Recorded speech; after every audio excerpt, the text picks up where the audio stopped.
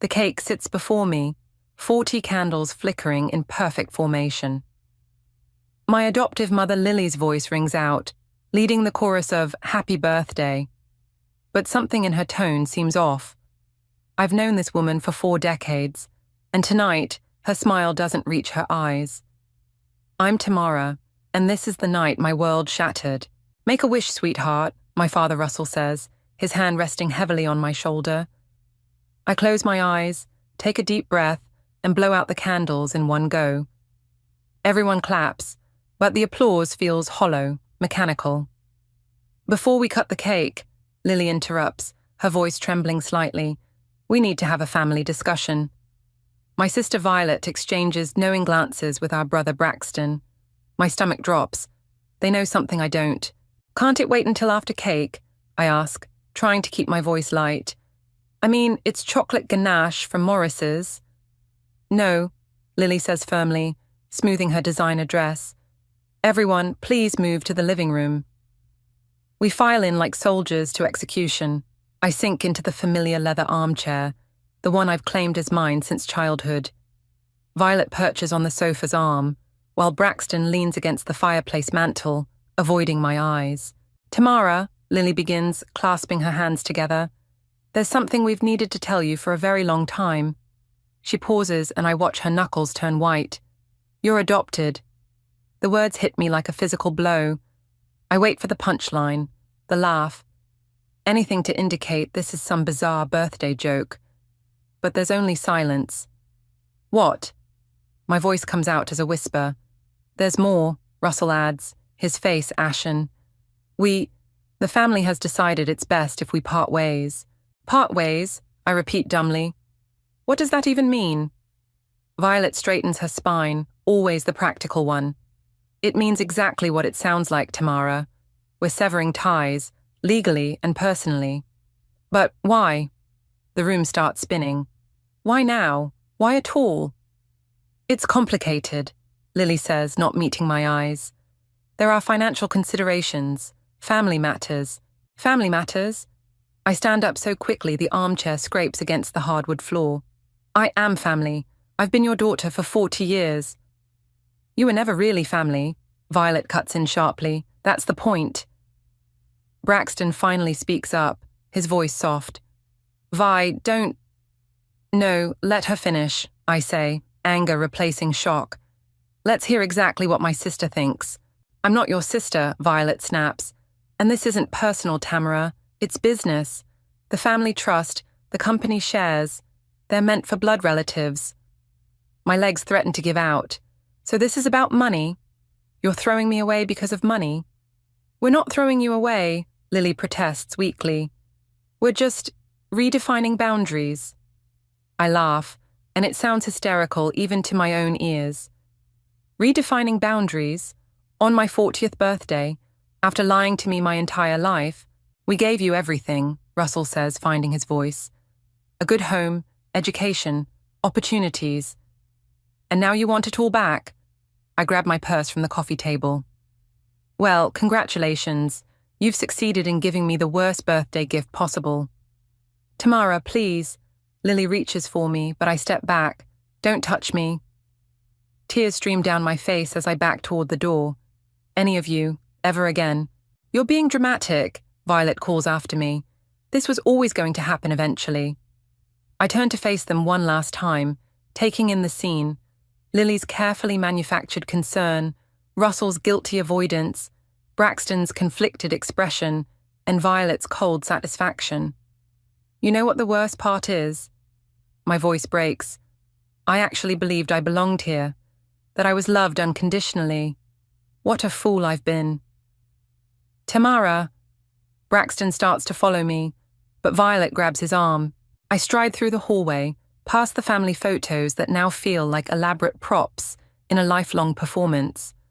The front door slams behind me with satisfying force, and I make it to my car before completely breaking down.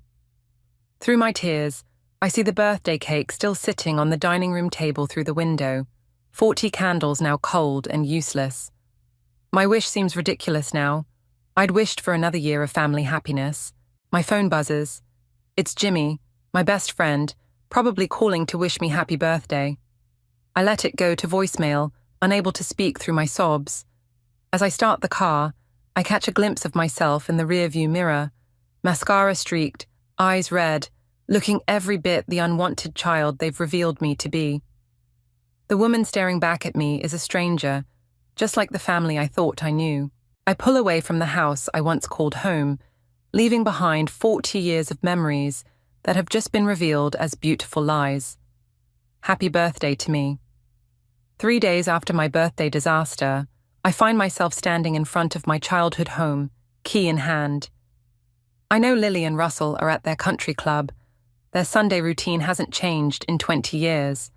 The house feels different now, hollow somehow, as I slip inside. Jimmy's voice echoes in my head from our conversation last night. "You need closure, Tam. Go get your things while they're out. I'll help you move them to my guest room." The stairs to the attic creak under my feet, each step a memory. This was my hiding place during teenage fights, my refuge when report cards disappointed, my secret reading nook where I'd escape into novels about belonging. "What are you doing here?" I whirl around to find Braxton at the bottom of the attic stairs, his face unreadable. "Jesus, you scared me." My hand clutches my chest. I thought everyone would be out. "Skipped golf." He climbs the stairs slowly. Couldn't stomach another lecture from Mum about family loyalty. I turn away, pulling down the attic ladder. Funny, considering recent events. "Tam, I tried to." "Don't." I hold up my hand. "Just don't." The attic air is thick with dust and memories. My old cheerleading uniform hangs in a garment bag, next to boxes labelled Tamara's School Projects, in Lily's perfect handwriting. Everything carefully preserved, like artifacts in a museum dedicated to a life that was never really mine. "Need help?" Braxton asks, hovering uncertainly. "No, I need answers." I face him. "Did you know? All this time?" He looks away. "Found out when I was 16. Overheard Mom and Dad arguing about the trust fund. 14 years. I laugh bitterly. "You kept this secret for 14 years. What was I supposed to say?" His voice cracks. "Hey, sis, guess what? You're not really my sister." I move toward Grandma Rose's old trunk, needing something to do with my hands. Anything would have been better than this. The trunk's brass latch is stuck. I jiggle it, frustrated tears threatening to fall. "Here, let me." Braxton steps forward. "I've got it." The latch gives way suddenly, the lid flying open. Papers scatter across the floor like autumn leaves. "What's all this?" Braxton bends to help gather them. "Stop!" I snatch a yellowed envelope from his hands. My name is written on it in Grandma Rose's elegant script. My hands shake as I open it. A legal document falls out, along with a handwritten letter. "My dearest Tamara," I read aloud, my voice trembling. "If you're reading this, then certain truths have come to light. I always feared this day would come." Braxton moves closer. "What is it?" "It's her will." I scan the documents, my eyes widening. She left me everything, her house in Vermont, her investments, all of it, in a separate trust, outside the family estate. "What?" Braxton grabs the papers. "That's impossible." Mum said Grandma Rose left everything to the family trust. I continue reading the letter. She knew Brax. She knew I was adopted, and she knew what might happen. She protected me. "Mum's going to lose it," Braxton whispers. "Good." I fold the papers carefully. Karma's funny that way. "What are you going to do?" I stand, clutching the documents to my chest. First, I'm calling my lawyer. Then, I'm going to do exactly what this family wanted. I'm going to make something of myself, all on my own. "Tam." Braxton reaches for me, but I step back. "You should go. Violet will be expecting her weekly report on the family disappointment." His face falls. "That's not fair." "None of this is fair." I head toward the stairs. But at least now I know one person in this family truly loved me. "I love you," he calls after me. "You're still my sister." I pause at the top of the stairs, looking back at him standing among the scattered remnants of my childhood. Love shouldn't come with conditions, Brax. Grandma Rose taught me that. As I leave the house for the last time, my phone buzzes. It's Jimmy. You okay? He asks when I answer. No, I reply, starting my car. But I will be. Can you meet me at Carlton and Associates? I need a good lawyer. On my way, he says without hesitation. Want to tell me what's going on? I look at the envelope on my passenger seat, Grandma Rose's final gift of love and protection. Let's just say the universe has a way of balancing things out. As I pull away from the house, I catch a glimpse of Braxton watching from the attic window. He raises his hand in a half wave, but I don't wave back. Some bridges, once burned, can never be rebuilt, but from their ashes, something stronger might rise. Grandma Rose made sure of that. Sign here and here. Jimmy points to the lease agreement, practically bouncing with excitement. This is it, Tam. Your own business space in downtown. I grip the pen tightly, staring at the pristine document. 2 months have passed since discovering Grandma Rose's will, and everything's moving at lightning speed. The inheritance cleared, the lawyers confirmed my rights, and now I'm about to sign a lease on a premium office space. Are you sure about this? I ask, hesitating. It's a lot of money, even with the inheritance.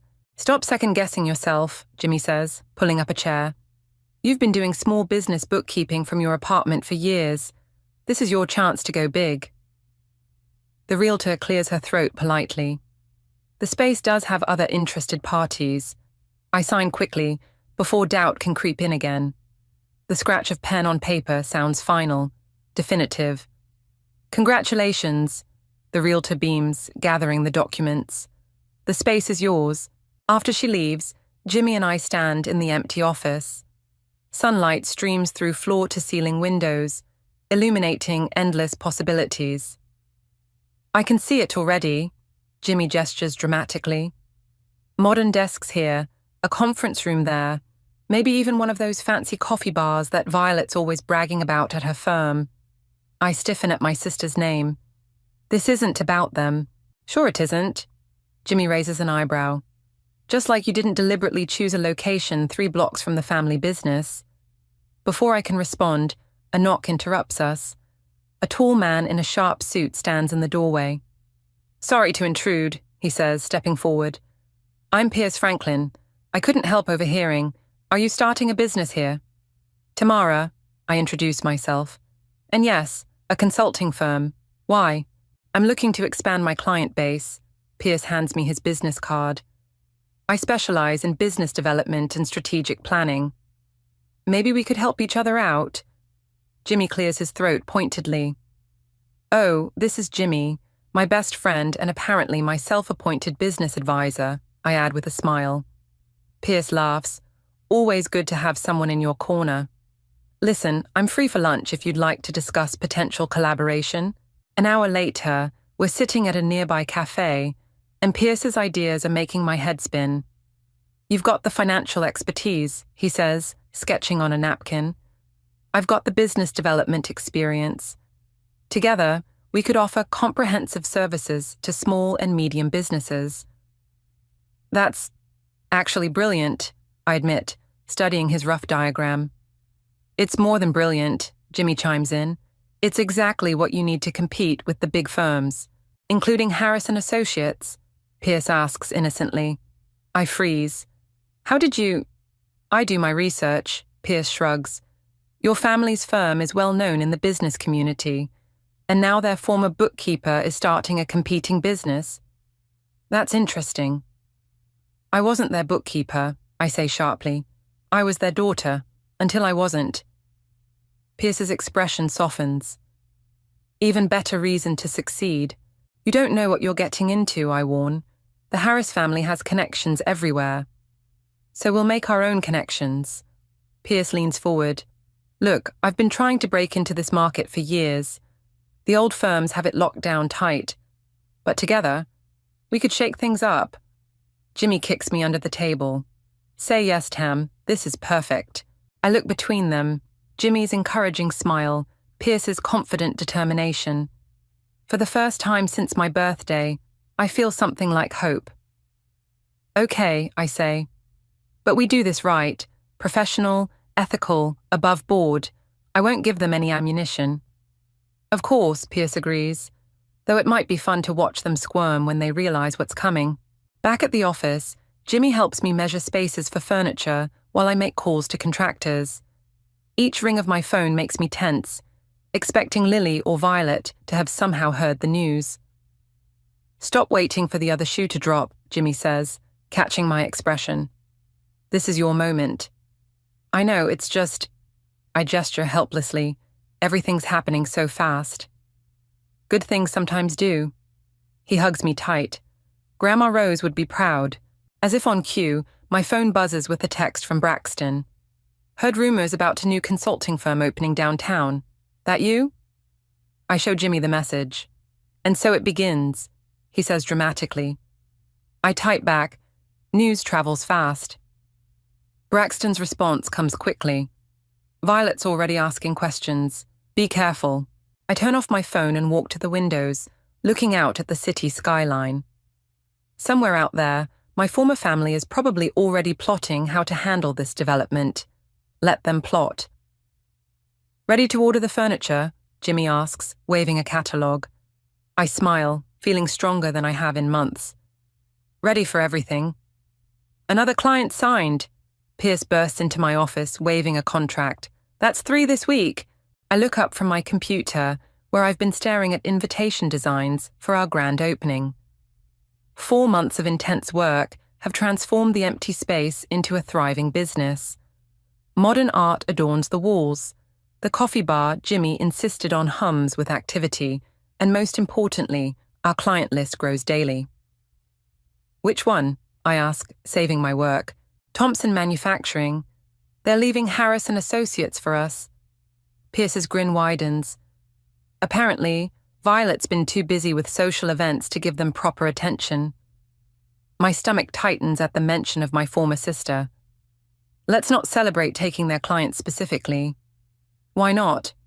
Pierce perches on my desk. They're fair game, especially after what Violet did last week. He's referring to the networking event where Violet had loudly questioned my qualifications to potential clients. The memory still stings. Speaking of celebrations, Jimmy walks in with coffee cups. How's the guest list coming for the opening gala? I turn my laptop around to show them. Almost done, just one decision left to make. They both lean in to read the names, and Pierce whistles. You're really inviting them? The whole Harris clan? I haven't decided yet. I fidget with my pen. Braxton's been texting, saying they should be there. For closure or whatever. Closure? Jimmy scoffs. More like they want to scope out the competition. Maybe both. I pull up the invitation design. What do you think of this? The elegant card reads, Franklin and Associates Consulting cordially invites you to celebrate our grand opening. It's perfect, Pierce says. Professional, classy, and just a hint of, look who's successful now. Add them, Jimmy suddenly declares. Invite the whole family. Let them see exactly what they threw away. I click the mouse, adding 5 more names to the list. Done, before I lose my nerve. Now, about your speech, Pierce starts, but my phone interrupts us. It's Braxton, I say, staring at the screen. Speaker, Jimmy demands, settling into a chair. I answer, hitting the speaker button. Hey, Brax. Tam, you need to know something. His voice sounds strained. Violet's planning something for your opening. I overheard her talking to Mom. Of course she is, I sigh. What kind of something? She's bringing reporters, plans to make some sort of scene about family betrayal or something. I don't know the details. Pierce snorts. Family betrayal?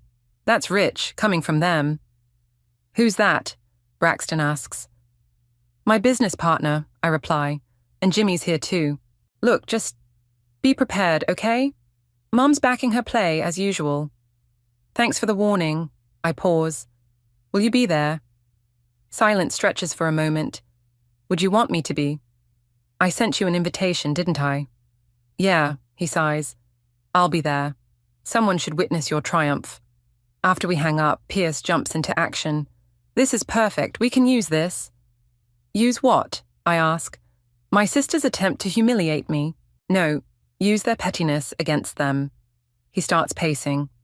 We'll alert our own media contacts. Frame it as the inspiring story of an adopted daughter overcoming rejection to build something amazing. Jimmy sits up straighter. That's brilliant. The public loves an underdog story. I don't want to look vindictive, I protest. It's not vindictive if it's true, Pierce argues. Look, you've built something incredible here. Let people see that. Let them see how success is the best revenge. I glance around my office, taking in the evidence of our hard work. The framed business licenses, the growing team outside, the calendar packed with client meetings. Okay, I decide, but we do this my way, professional, dignified, and absolutely true. Of course, Pierce grins. I'll call my media contacts now. As he leaves, Jimmy studies me. You okay? No, I admit, but I will be. This needs to happen, doesn't it? It does. He squeezes my shoulder. Time to show them who Tamara really is. I turn back to the invitation list, my cursor hovering over the Harris family names. With a deep breath, I click Send All. My phone immediately pings with a text from Violet. Got your invitation. Bold move, sis. Hope you're ready for what comes next. I show Jimmy the message. Oh, we're ready, he says firmly. They have no idea what's coming. I look out my office window at the building that houses Harris and Associates, visible just a few blocks away. For years, that building represented everything I thought I was part of. Now, it's just another competitor in my rearview mirror. Time to write that speech, I tell Jimmy, opening a new document. I've got a story to tell. The grand opening gala transforms our office space into something magical. Crystal chandeliers cast warm light over the crowd. String quartet music fills the air, and champagne flows freely. I stand near the entrance, greeting guests in my midnight blue gown, trying to keep my hands from shaking. Stop fidgeting, Jimmy whispers, appearing at my side with a fresh glass of water. You look amazing. They're late, I murmur, checking my phone again. The Harris family is never late. They're trying to make an entrance. Pierce joins us, adjusting his tie. Classic power play. But look around, the room is already packed with our clients and supporters. He's right, the space buzzes with energy as business leaders, local politicians, and media representatives mingle. Our strategy worked. 3 different news crews are setting up their equipment. Mrs. Patterson just cornered me, Pierce continues. She's thrilled with our work on her company's expansion, says she'll tell anyone who'll listen. Incoming, Jimmy suddenly tenses. 9 o'clock. I turn to see them entering. Lily and Russell in the lead, followed by Violet in a striking red dress that screams, "Look at me." Braxton trails behind, looking uncomfortable in his tuxedo. Tamara, Lily's voice carries across the room as she approaches. What a lovely venue. The slight pause speaks volumes. I force a smile. Thank you for coming. Please enjoy the evening. Oh, we will. Violet steps forward, her smile sharp as glass. I see you've invited quite the media presence. Interesting choice. We're proud of our accomplishments, Pierce interjects smoothly. The press seems quite interested in successful new businesses.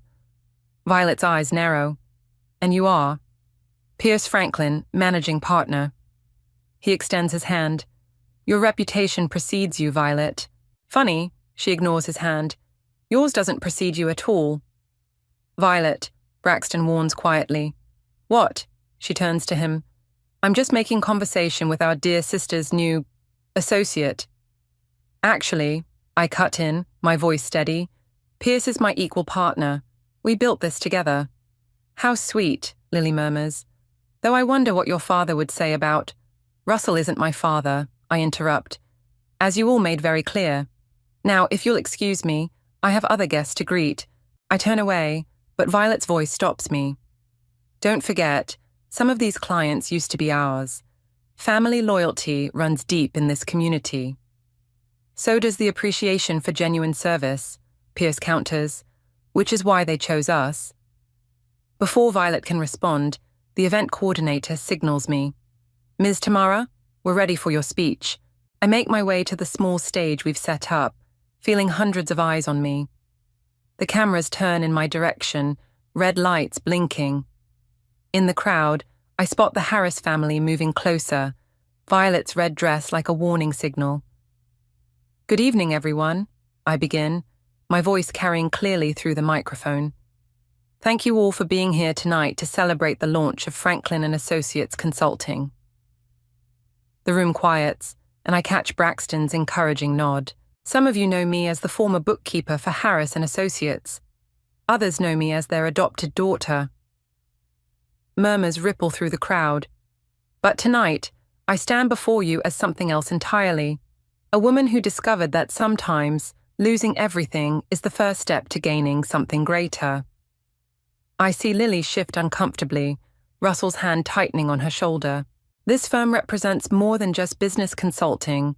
It represents resilience, determination, and the power of choosing your own family. I gesture to Pierce and Jimmy. It represents the truth that success doesn't depend on your last name, but on your willingness to rise above circumstances and create something meaningful. Violet's face flushes red, matching her dress. She whispers something to Lily, who shakes her head sharply. To our clients who believed in us, thank you. To our amazing team who worked tirelessly to make this happen, thank you. And to those who thought I wouldn't succeed without a prestigious family name behind me. I pause, meeting Violet's gaze directly. Thank you for the motivation. The room erupts in applause. As I step down from the stage, I see reporters moving toward the Harris family, microphones extended. Violet's carefully crafted expression cracks slightly. That, Jimmy hugs me tight, was perfect. Pierce grins, checking his phone. Already trending on local news sites. New consulting firm challenges family legacy. They love an underdog story. I watch as Violet storms toward the exit, Lily and Russell following quickly. Only Braxton remains, making his way toward me through the crowd. Nice speech, sis, he says quietly. You really did it. I really did, I agree, feeling lighter than I have in months. And this is just the beginning. The party continues around us, but all I can think is, Grandma Rose would be proud. Her final gift didn't just give me financial freedom, it gave me the courage to become who I was always meant to be. They're waiting in the conference room, Pierce says, touching my elbow gently. The gala's winding down, but this final confrontation looms ahead. You don't have to do this. Yes, I do. I straighten my dress and check my reflection in the window. They asked for a private meeting. Let's get it over with. Jimmy steps forward. Want me to come with you? No, but stay close. I squeeze his hand and head toward the conference room. The glass walls reveal my former family seated around the mahogany table, Lily dabbing at her eyes with a monogrammed handkerchief, Russell staring at his hands, Violet practically vibrating with tension, and Braxton looking like he'd rather be anywhere else. I enter, closing the door behind me. The click sounds final. Well, I say, remaining standing, you wanted to talk. Talk. That speech was completely inappropriate, Violet starts, but Lily raises a hand to stop her. Please sit down, Tamara. Lily's voice trembles. We need to discuss this like family. Family? I laugh, but take a seat anyway. That's rich coming from you. We made a mistake, Russell blurts out. We handled everything wrong. A mistake? I lean forward. A mistake is forgetting someone's birthday. A mistake is burning dinner. Disowning your daughter of 40 years on her birthday. That's a choice. We were trying to protect the family business, Violet interjects. The trust stipulations could have been amended. I cut her off. But you didn't want that, did you? You saw a chance to get rid of the competition. That's not true, Lily protests. Isn't it? I turn to her. Did you know about Grandma Rose's will? About what she left me? The color drains from Lily's face. How did you... Found it in the attic, She knew what you might do, and she protected me. Your own mother saw this coming. Russell shifts uncomfortably. Rose always was too soft. Soft? I stand up, hands flat on the table. She was the only one strong enough to stand up for what's right, the only one who truly loved me unconditionally. We love you, Lily sobs. We thought, you thought I'd go away quietly, disappear with a small settlement and never bother you again. I gesture to the office beyond the glass walls. Surprise. You're taking our clients, Violet accuses. They're choosing us, I correct her, because we work harder, care more, and don't take them for granted while we're busy playing country club politics. Braxton finally speaks up. She's right, Vi. You've been losing clients for months before Tamara even started her firm. Shut up, Braxton, Violet snaps. Whose side are you on? That's the problem with this family, I say quietly. Everything's about sides, loyalty tests, blood ties. Well, I'm done playing those games. What do you want? Russell asks wearily. Money? A position at the firm? I want nothing from you. I straighten up. I have everything I need. A successful business, real friends, and the knowledge that I succeeded despite you, not because of you. Please. Lily reaches for my hand. We can fix this. I pull away. Some things can't be fixed, Lily. Some betrayals cut too deep. So that's it? Violet stands. You're just going to keep stealing our clients, destroying what our family built. I'm going to keep building what I've created, I correct her. What you do with your business is your concern. But remember, karma has a way of balancing things out. Through the glass walls, I see Jimmy and Pierce watching anxiously. Beyond them, the last party guests are leaving, many stopping to shake hands with our team members. We're done here, I say, moving toward the door. Thank you for coming to the opening. Tamara, wait, Braxton calls out. What about me? Us? I pause, hand on the door handle. You knew for 14 years, Brax. You watched them plan this. Your silence was a choice too. I'm sorry, he whispers. I know. I look back at them one last time. This family that shaped me, broke me, and inadvertently made me stronger. But sorry doesn't always fix things. I walk out, letting the door swing shut on Lily's fresh sobs. Jimmy and Pierce immediately flank me. You okay? Jimmy asks. No, I admit, but I will be. Pierce checks his phone. 3 more clients just emailed about switching to us. Word travels fast. I look back through the glass. The Harris family sits in tableau, Lily crying, Russell comforting her, Violet seething, Braxton staring after me. They look small somehow, diminished. Let's go home, I tell my real family, Jimmy and Pierce. We have work to do tomorrow. As we leave, I feel lighter, freer. Sometimes the hardest conversations are the most necessary ones. Sometimes goodbye is the only way forward. The numbers don't lie, Pierce announces, projecting our quarterly results onto the conference room screen. 6 months after our opening gala, we're holding our first all-hands meeting. We've exceeded projections by 200%. Applause erupts from our team of 20, all hired from top firms, including 3 who left Harris & Associates for better opportunities with us. I beam with pride from my seat at the head of the table. But that's not why we called this meeting, I say, standing up. Jimmy, want to share the news? Jimmy grins, passing out printed articles. We've been named Business Consulting Firm of the Year by the Regional Business Journal.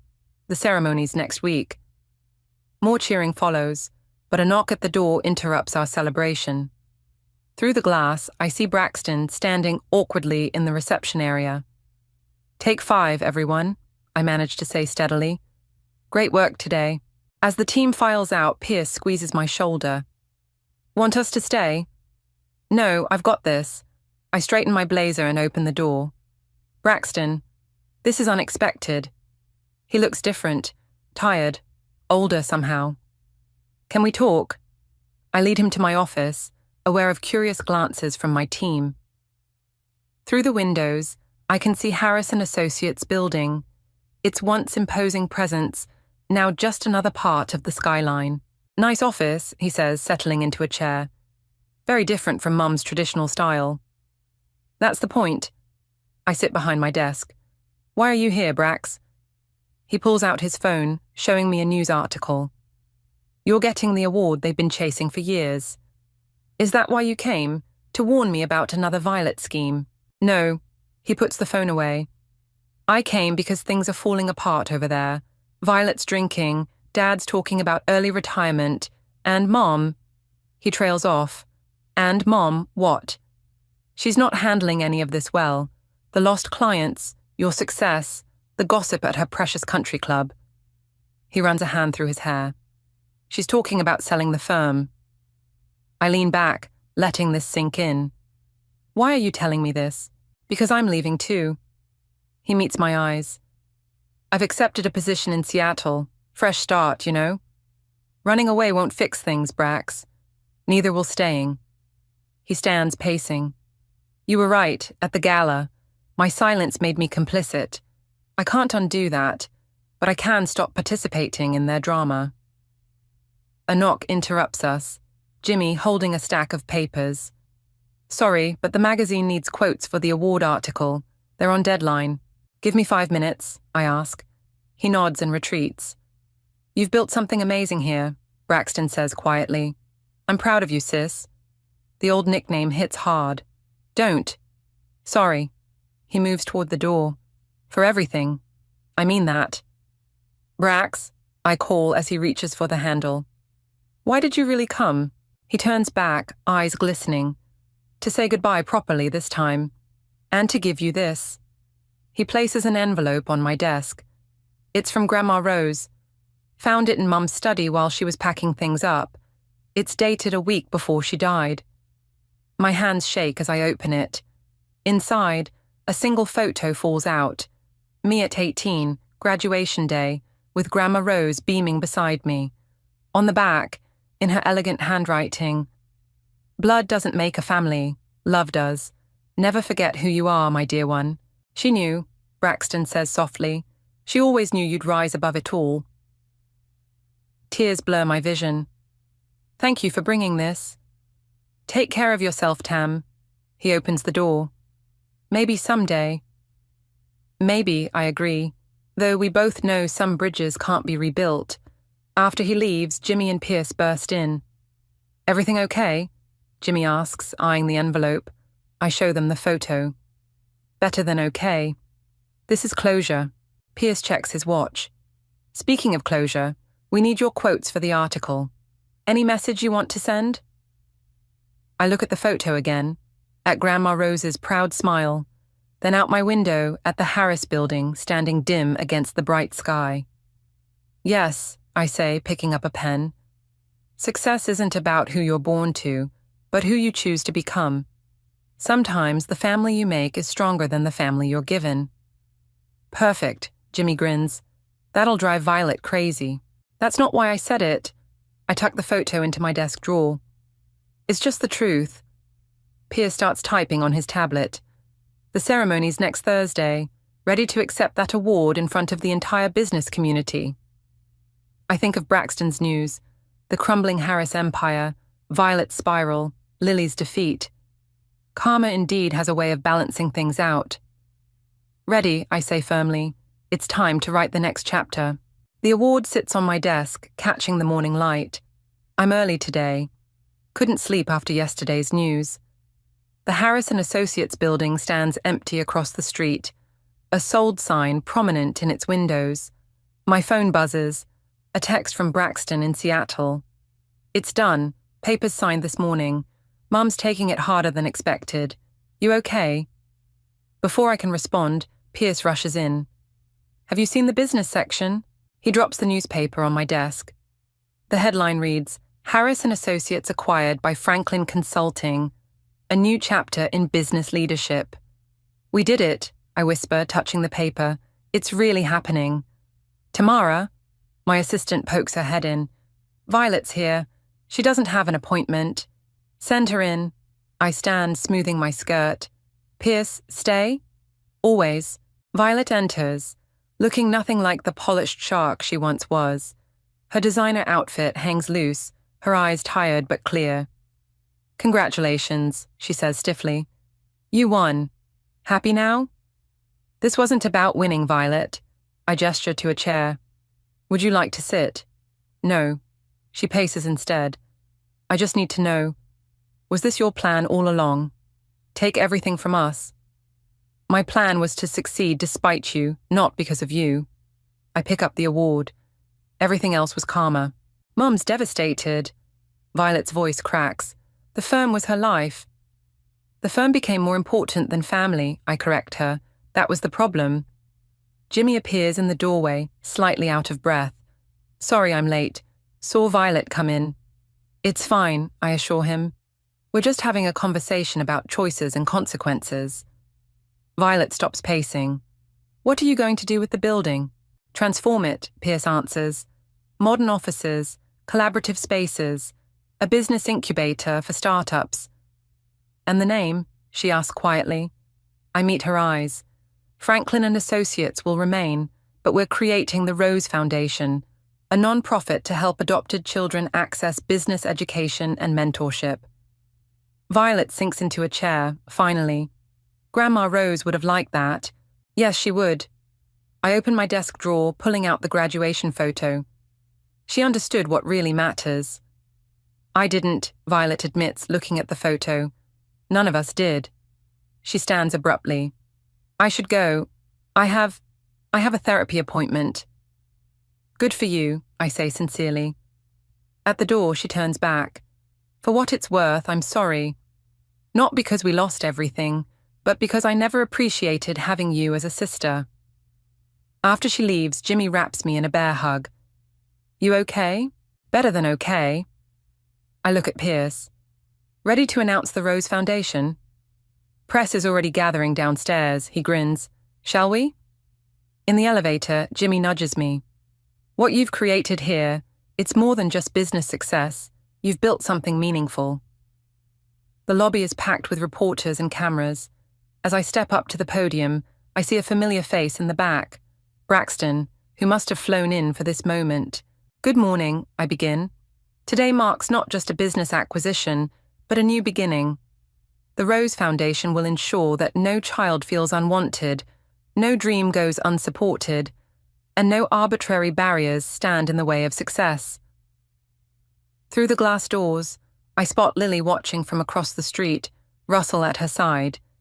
They make no move to enter, but they're listening. Family isn't defined by blood or last names, I continue. It's built through love, support, and understanding. The Rose Foundation will honor that truth by supporting those who need it most. After the announcement back in my office, I find a small package on my desk. Inside is Grandma Rose's old business card holder with a note from Lily. She would have wanted you to have this. I understand now why she chose you. Pierce examines our expansion plans while Jimmy orders celebration lunch. Through my window, I watch the workers taking down the Harris and Associates sign. Ready for the next chapter? Pierce asks. I look around at my true family. Jimmy arranging food, Pierce with his endless optimism, our talented team beyond the glass walls. I think of Braxton finding his own path, Violet facing her demons, and the Harris parents finally understanding what they lost. More than ready, I say, placing Grandma Rose's card holder on my desk next to the award. We have work to do. The morning sun streams through the windows, illuminating the space where I finally found my true purpose. Not in seeking revenge, but in creating something meaningful from the ashes of rejection. Something that would make Grandma Rose proud. I pick up my phone to text Braxton. Thank you for coming. Dinner tonight. His reply comes quickly. Wouldn't miss it, sis. Some bridges burn, others transform. What matters is building something stronger in their place.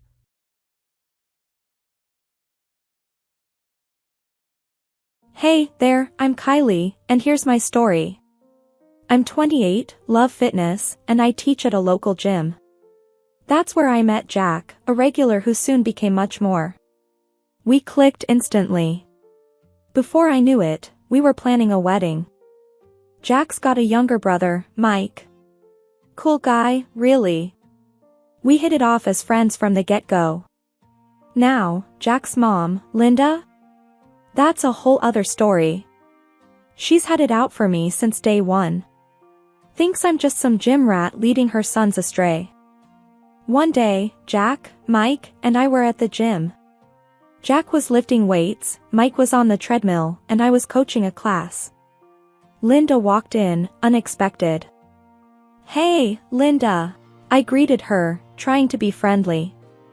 She just narrowed her eyes at me, watching my boys. "Are you?" I was taken aback. "Just doing my job here." Linda scoffed. "Job? Parading around in those tight clothes?" Jack, hearing this, dropped his weights with a clang and came over. "Mom, come on. That's not fair." Linda turned to him. "Fair? I know what I see. Your wife's too friendly with everyone, especially men." Mike, panting from his run, joined us. "Mom, you're being ridiculous." Linda shot him a look. "Don't you start. I know what's going on here." I tried to calm the situation. "Linda, I'm just working. There's nothing going on."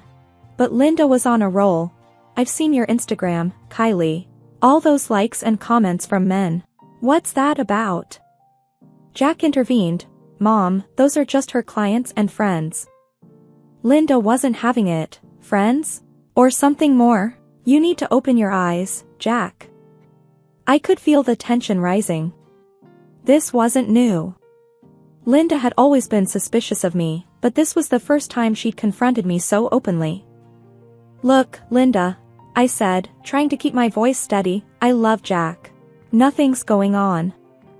Linda just huffed. "We'll see about that." She stormed out, leaving the three of us in an awkward silence. Jack put his arm around me. "Sorry about her, Kylie. She's just protective." Mike chimed in. "Yeah, protective like a bulldog." I tried to laugh it off, but deep down, Linda's words stung. I knew this was just the beginning of something bigger, something messier. But there I was, caught in the middle of a family I was trying so hard to be a part of.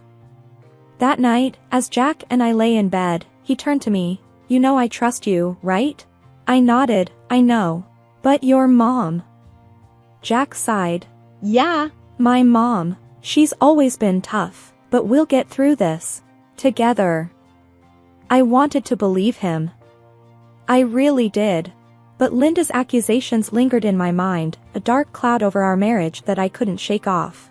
And that was just the beginning. It wasn't long after Linda's gym outburst that things took a turn for the worse. We were all at Jack's place for a family dinner, me, Jack, Mike, and, of course, Linda. The air was already heavy with unspoken tension. Mike was the first to break the silence. "So, Kylie, how's the gym life treating you?" I smiled, trying to keep things light. "Same old, really. Busy as ever." Linda, who had been quietly seething, saw her chance. "Busy flirting with your male clients, you mean?" Her voice was like ice. Jack, sitting next to me, stiffened. "Mom, not now, please." But Linda was relentless. "Oh, I'll say what I need to. I saw those comments on your Instagram, Kylie. Men drooling over you like you're some kind of prize."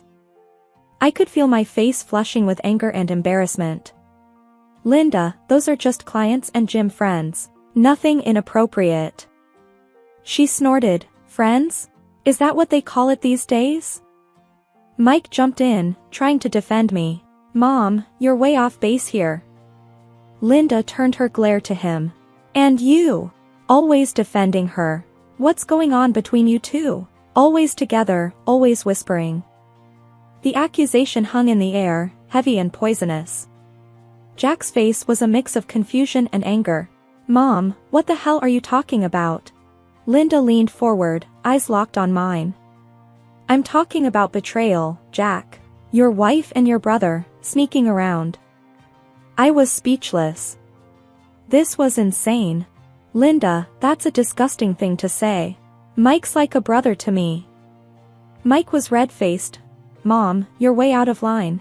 Kylie's my sister-in-law. That's it." Jack's voice was low and dangerous. "Mom, you need to stop. This is crazy." But Linda wouldn't let up. Open your eyes, Jack. I'm just trying to protect you from her. The rest of the meal passed in uncomfortable silence. After dinner, Jack confronted me in our bedroom, his voice shaking with barely contained fury. Kylie, is there any truth to what my mom is saying? About you and Mike? I felt like I'd been slapped. Jack, are you serious? Your mom's accusations are insane. You know me. You know Mike. How could you even think? Jack paced the room, running his hands through his hair. I don't know what to think anymore, Kylie. My mom's got me questioning everything. I was on the verge of tears. So, you're taking her side? You believe her over me? Jack stopped, looking lost. I don't know what I believe. I need some time to think. And with that, he left the room, leaving me alone, hurt, and confused. Linda's words had wormed their way into our marriage, casting a dark shadow over everything. I knew then that things between Jack and me were never going to be the same again. A few months after that disastrous dinner, I found out I was pregnant. You'd think this would be happy news, but with everything going on, it just added fuel to the fire. I remember telling Jack. We were in our kitchen, a place where we'd shared so many laughs before all this mess. Jack, I'm pregnant, I said, my voice trembling. He looked up, his expression a mix of shock and something else I couldn't quite place. Pregnant? Wow, are you sure? His reaction stung. Yes, I'm sure, Jack. We're going to have a baby. He came over and hugged me, but it felt forced. That's great, Kylie. Really great. But the doubt was there, lingering in his eyes. And it wasn't long before Linda got wind of the news. We were at her place, the usual Sunday visit that had become more tense than ever. As soon as we walked in, Linda was on us like a hawk. So, I hear you're pregnant, Kylie, she said, her voice dripping with unspoken accusations. Yeah, we're expecting, Jack replied, trying to sound upbeat. Linda raised an eyebrow. Expecting, huh? And you're sure it's yours, Jack? Jack's jaw clenched. Mom, don't start this again. But Linda wasn't deterred. I'm just saying what everyone's thinking, Jack. Your wife's been very friendly with a lot of men. I couldn't believe what I was hearing. Linda, are you seriously suggesting that I cheated on Jack? That this baby isn't his? She shrugged. I'm just concerned for my son. You can't blame a mother for that. Mike, who'd been quiet till then, spoke up. Mom, this is crazy. You need to stop. Linda shot him a look. You stay out of this, Mike. This is between Jack, Kylie, and me. The rest of the visit was unbearable. Linda kept dropping hints and making snide comments. It was like she was trying to turn Jack against me. When we got home, Jack was distant. He sat on the couch, staring at nothing. Jack, talk to me, please, I pleaded, sitting next to him. He looked at me, his eyes filled with confusion and hurt. Kylie, my mom's words, they're getting to me. I don't want to believe her, but... But what, Jack? You think I cheated on you? That I'm carrying someone else's baby?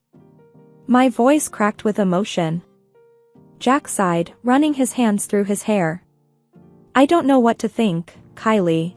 This is all just too much. I felt a tear roll down my cheek. This was supposed to be one of the happiest times in our lives, and instead, it was being poisoned by Linda's venom. That night, we went to bed in silence. The gap between us was growing, and I didn't know how to bridge it. All I knew was that I was carrying our child, and somehow, I had to find a way to protect our little family from falling apart. The day our son Lucas was born should have been the happiest day of our lives. But thanks to all the drama, it felt like walking on eggshells. We were in the hospital room, me exhausted and Jack looking like he didn't know whether to smile or frown. When the nurse handed Lucas to me, his tiny little face was just angelic, blonde hair and bright blue eyes. He's beautiful, Kylie, Jack whispered, but I could see the wheels turning in his head. Yeah, He is, I managed to say, trying to ignore the growing knot in my stomach. Later, when Linda and Mike came to visit, that's when things really hit the fan. Linda took one look at Lucas and her face said it all. Well, isn't he a surprise? Blonde and blue-eyed? Jack stiffened beside me. Mom, what are you trying to say? She just shrugged. Nothing, just an observation. Mike, holding Lucas, gave me a sympathetic look. He's perfect, Kylie. But Linda wouldn't let it go. It's just interesting, is all. Kylie's dark-haired, you're dark-haired, and here we have a little blondie. I felt my face burning with anger. Linda, genetics can be unpredictable. My cousin has blonde hair. It's not unheard of. She just hummed, non-committal, her eyes boring into mine. After they left, Jack sat by my side, Lucas asleep in his crib. He was quiet, too quiet. Jack, please, I said, my voice barely above a whisper. Don't let your mom get in your head. He looked at me, then at Lucas. I know, Kylie. It's hard, you know? With everything she's been saying. I reached for his hand. Jack, look at me. I've never lied to you. I've never betrayed you. He's your son. Jack nodded slowly. I know, Kylie. I do. It's just my mom, she's got this way of getting under my skin. That night, back home, the tension was palpable. Jack held Lucas, looking down at him with a mix of love and something else, doubt, maybe. Jack, we need to get past this, I said, my voice firm. We're a family now. We can't let your mom ruin this. He nodded, you're right, we can't. I'll talk to her. I'll set things straight. But even as he said it, I knew it wasn't going to be that easy. Linda had planted seeds of doubt, and they were growing, choking the life out of our relationship. Over the next few weeks, it was like walking on a tightrope. Every comment, every look, every gesture was loaded with unspoken questions and accusations. The tension in our home had reached a breaking point. It was a chilly evening, the kind that should have seen us cuddled up together. Instead, Jack paced the living room like a caged animal.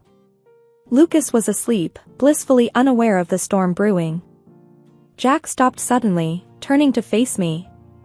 His eyes were hard, his voice even harder. Kylie, I can't take this anymore. We're doing a DNA test. For Lucas. I felt my blood run cold. A DNA test? Are you out of your mind, Jack? He was unyielding, his words like daggers. It's not just about you and me, Kylie. I want Mike to take the test too. That hit me like a ton of bricks. Mike? Your brother? You seriously think I'd... God, Jack. He didn't back down. You heard my mom. There are doubts, Kylie, and they're eating me alive. I was shaking with fury. So, your mom's delusional ideas are driving this? What happened to trusting your wife? Jack's voice was cold. This isn't just about trust. It's about certainty. I need to know for sure. Fighting back tears, I countered. And if I say no? What's your grand plan then, Jack? His response was chilling. If you refuse, you and Lucas can't stay. I need to sort this out, and I can't do that with you here. I stared at him, disbelief and anger warring within me. You'd kick out your own wife and son? Just like that? He wouldn't meet my gaze. That's the way it has to be, Kylie. I spent the night tossing and turning, anger and despair consuming me. The next morning, I confronted Jack again, hoping he'd come to his senses. Jack, we need to talk. You can't be serious about this, I pleaded, Lucas in my arms. Jack was stoic, distant. I've thought it over, Kylie. The test happens, or you leave. That's it. I couldn't hold back my tears. This is insane, Jack. You're choosing your mother's paranoia over your family. He remained unmoved. It's not about choosing sides. It's about finding the truth. I was aghast. And what about us, Jack? What about our marriage? Jack sighed, a hint of regret in his eyes. I don't know, Kylie. Right now, I just need answers. With a heavy heart, I packed our bags.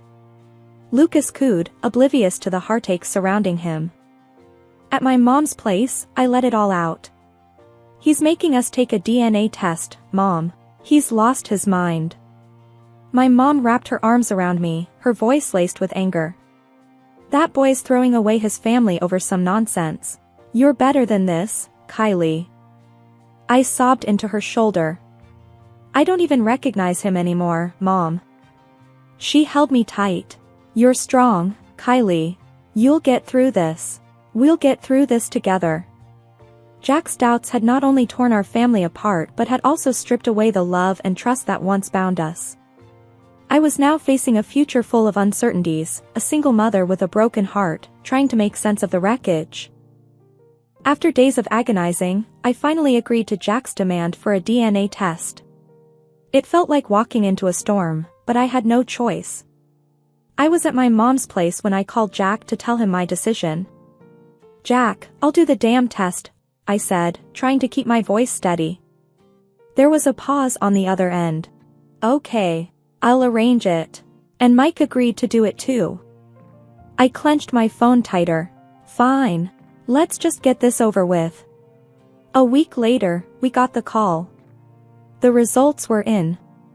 My heart was pounding as we all gathered at the clinic again. Linda, who had insisted on coming, looked smug, as if she'd already won. The nurse handed the envelope to Jack. His hands were shaking as he opened it. We all held our breath. Jack's eyes scanned the paper, then he looked up, his expression unreadable. I'm the father. Lucas is my son. I let out a breath I didn't know I was holding. I told you, Jack. I told you. Linda's face was a picture of shock and disbelief. But, how? I was so sure. Mike snorted. Yeah, you were sure. Sure about ruining our family over your paranoia. Jack just sat there, the paper in his hand, looking lost. I don't know what to say. I was furious, tears streaming down my face. Say? You want to say something now? After you put us through hell? Jack reached out, but I pulled away. Don't, Jack. Just, don't. Mike stood up, his anger palpable. I can't believe you did this, Jack. You and Mom. You two deserve each other. Linda tried to say something, but Mike cut her off.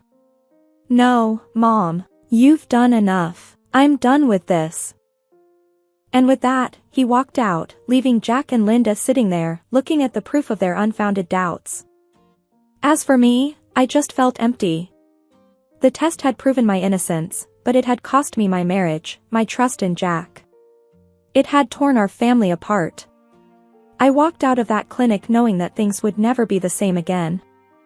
The day of reckoning had come. I decided it was time to bring everything out into the open. I invited Jack, his brother Mike, and their mother Linda to my mom's house for a final confrontation. The atmosphere was tense as they walked in. Thanks for coming, I started, trying to keep my voice steady. There's a lot we need to discuss. Linda, with her usual sour expression, sat down stiffly. Well, I'm here. Let's hear it then.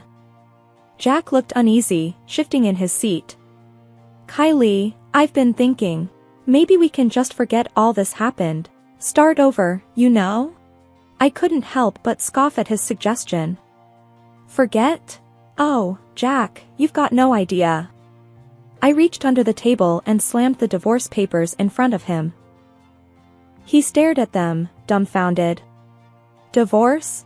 Why, Kylie, I thought we could work through this. That's when I pulled out the final ace from my sleeve, a folder filled with photographs. I tossed it to him. This is why, Jack. As Jack rifled through the photos, his face drained of color. There he was, in each one, cozying up to another woman. His mouth opened and closed, but no words came out. What's this? Linda grabbed the photos, her eyes widening with disbelief.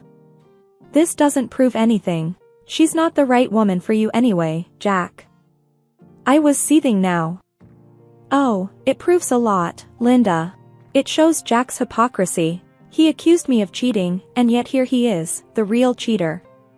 Mike, who had been silent, finally spoke up, his voice laced with disgust. I can't believe you, Jack. All this time, you were pointing fingers at Kylie, and you were the guilty one? Jack tried to interject. It's not what it looks like, Mike cut him off. Save it, Jack. I'm done with this. With you, with Mom's manipulations. I'm out. He stood up to leave, but Linda reached out. Michael, please. Mike shook off her hand. No, Mom. You and Jack have gone too far this time. With that, he left, leaving a palpable void in his wake. Linda, still clutching the photos, turned to Jack. You can do better than her, you'll see.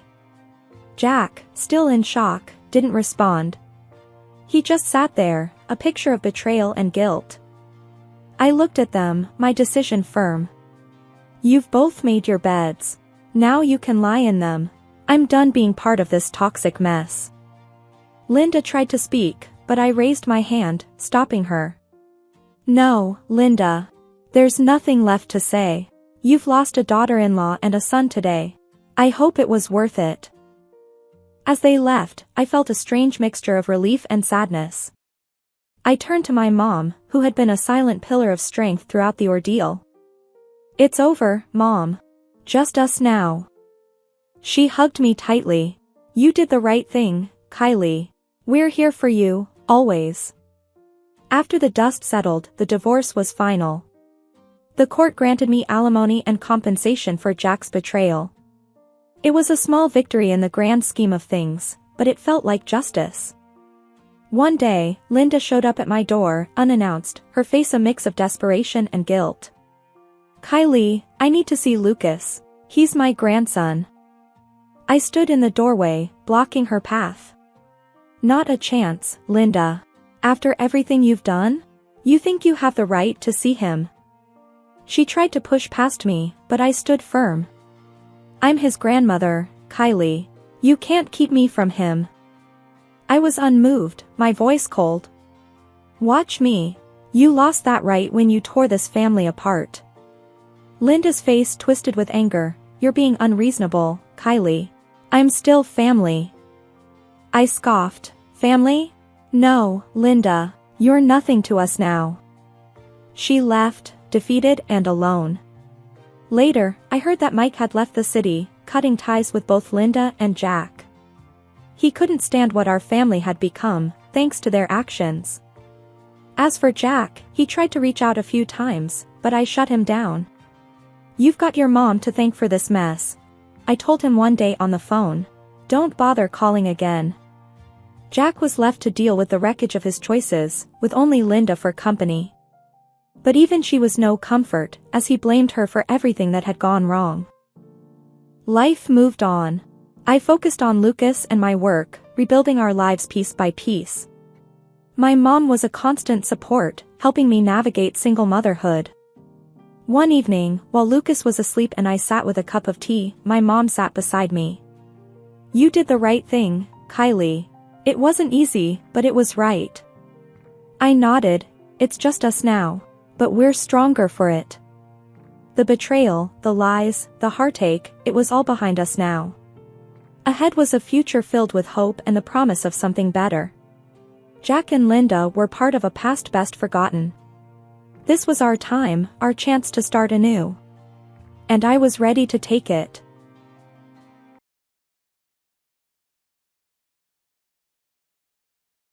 I always thought my life was pretty normal, just like anyone else's. My name is Sarah, and I've spent the last 17 years married to Mike. We've got 3 boys, Jake, the oldest at 15, always buried in his books, Sam, the middle one, 13, a soccer fanatic, and little Max, 10, the comedian of the family. Our life seemed like a typical family's.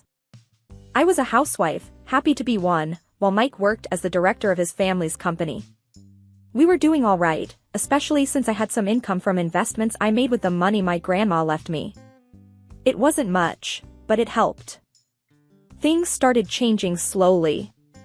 It was subtle at first, but then it became too obvious to ignore. Mike, who used to be affectionate and caring, began acting differently. His warm smiles turned cold, and his gentle words became harsh. It was a regular Thursday evening. The kids were upstairs, and I was setting up the dinner table when Mike walked in. He looked tired, or maybe just annoyed. I couldn't tell anymore. "Hey, Mike. How was work today?" I asked, trying to keep the conversation light. He shrugged, barely looking at me. "Same as always, Sarah. Exhausting and endless." I handed him a plate of his favorite pasta, hoping to cheer him up. "Well, maybe this will help." He poked around the food with his fork, not eating. Then, out of nowhere, he said, "Sarah, have you looked at yourself lately? You've really let yourself go." His words hit me like a punch. "What do you mean?" I asked, my voice trembling a bit. "You know what I mean. You used to take care of yourself, look good. Now, it's like you don't even try." I felt my face burning. I'm taking care of our home, our kids. I don't always have time for myself. He scoffed. "That's just an excuse, Sarah. You could make the time if you wanted to." I was stunned. Mike never used to be like this. He was the one who always told me I was beautiful, no matter what. "I'm not some model, Mike. I'm your wife, the mother of your children. And that's exactly why you should try harder. Look at you. How am I supposed to take you to any company events looking like this?" His words stung. I felt small, insignificant. "I didn't realize my looks were so important to you," I said, my voice barely above a whisper. "They are, Sarah. They are. And right now, you're just not cutting it." I stood there, feeling a mix of anger, hurt, and confusion. This wasn't the man I married. This was someone else, someone I didn't recognize. The rest of the evening passed in silence. I cleaned up the dishes, trying to process what just happened. Mike went to the living room, probably to avoid any more conversation. It wasn't just a one-off comment from Mike. The criticisms kept coming, each one sharper than the last. It felt like I was living with a stranger. He'd always been so supportive, but now, it was like he was looking for things to pick on. One evening, we were sitting in the living room. The boys were out at friends' houses, and it was just the two of us, which had become increasingly rare. I thought maybe we could have a nice chat, like we used to. "So, Mike, Jake's been talking about colleges already. Can you believe it? Our boy is growing up," I said, trying to start a light conversation. Mike, however, seemed disinterested. "Huh," he muttered, not looking up from his phone. I sighed, feeling the familiar sting of being ignored. "You know, I was thinking we could do something as a family this weekend. Maybe go for a picnic, like old times."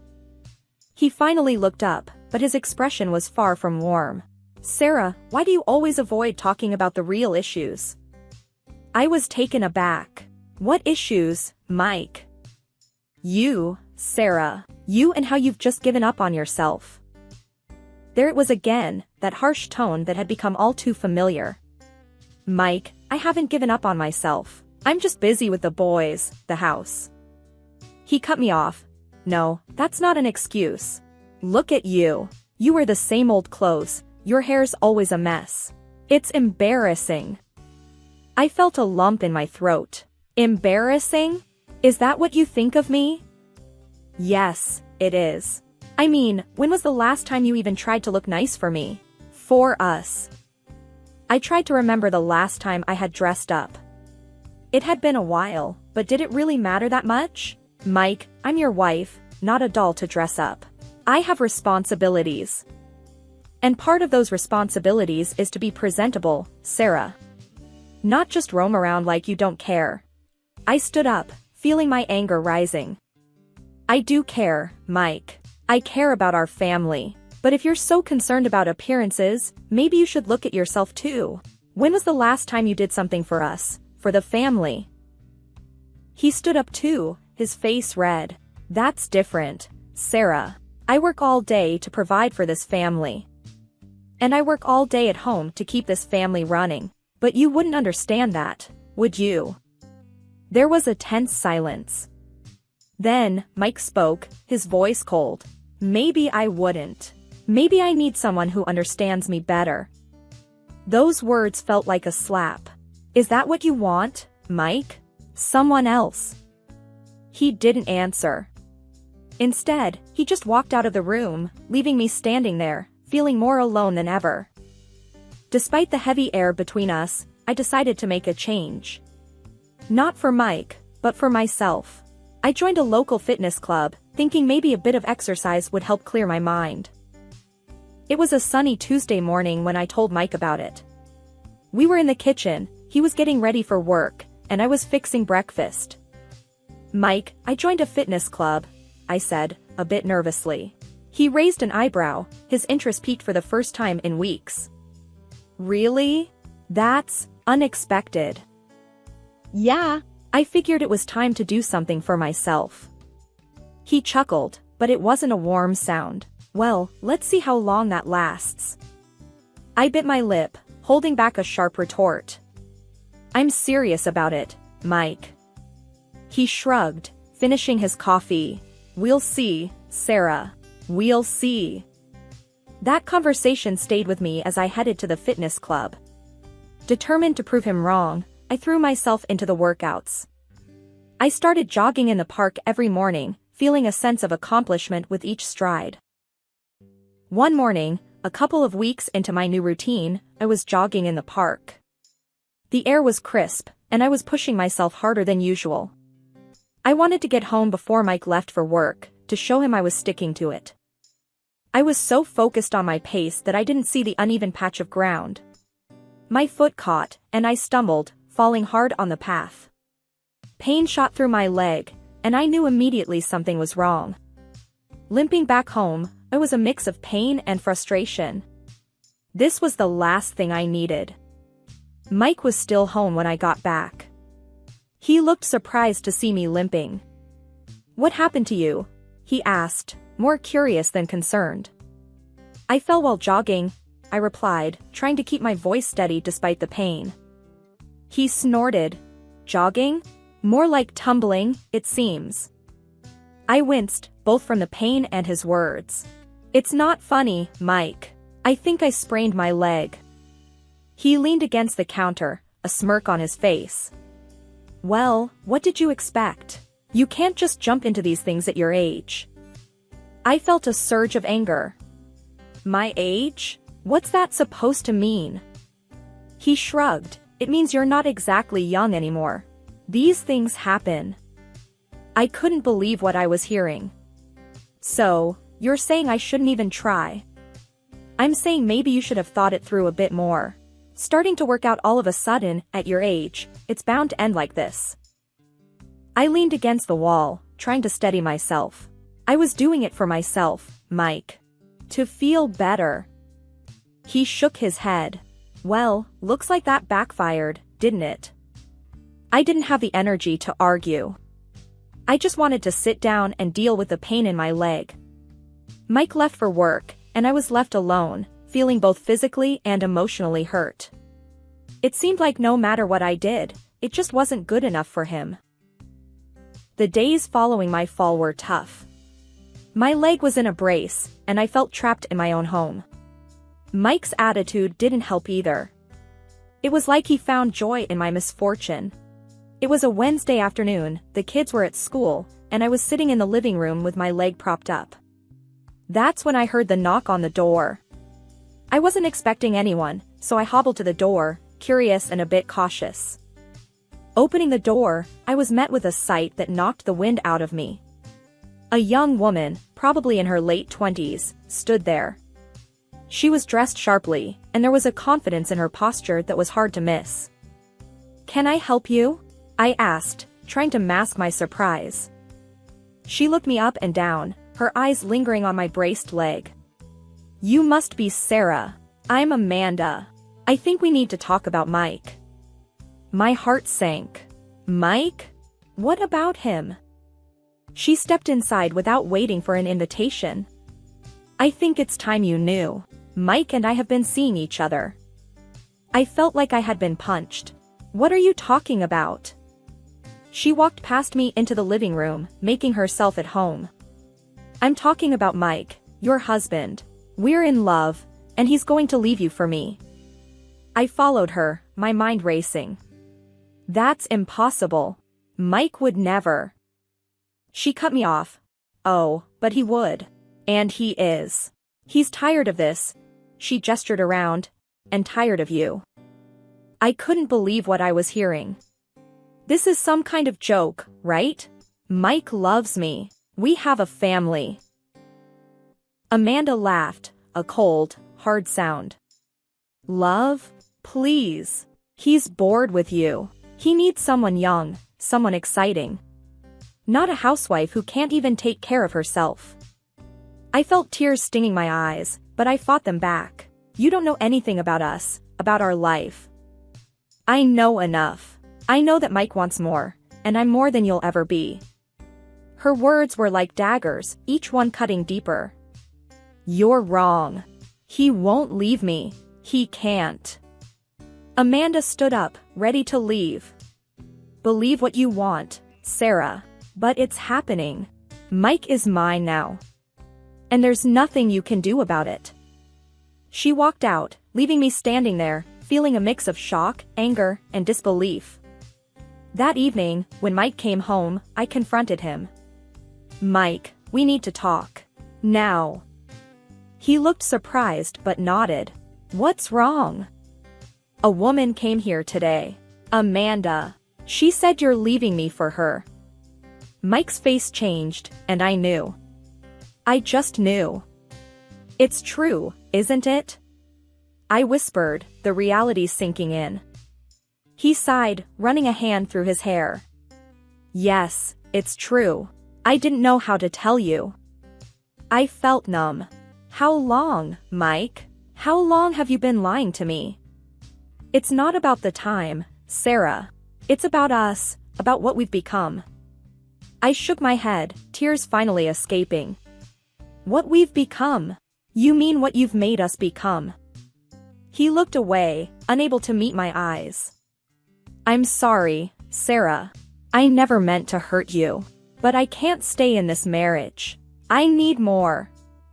I looked at him, the man I had loved for so long, and felt nothing but emptiness. You want a divorce? He nodded. Yes, I do.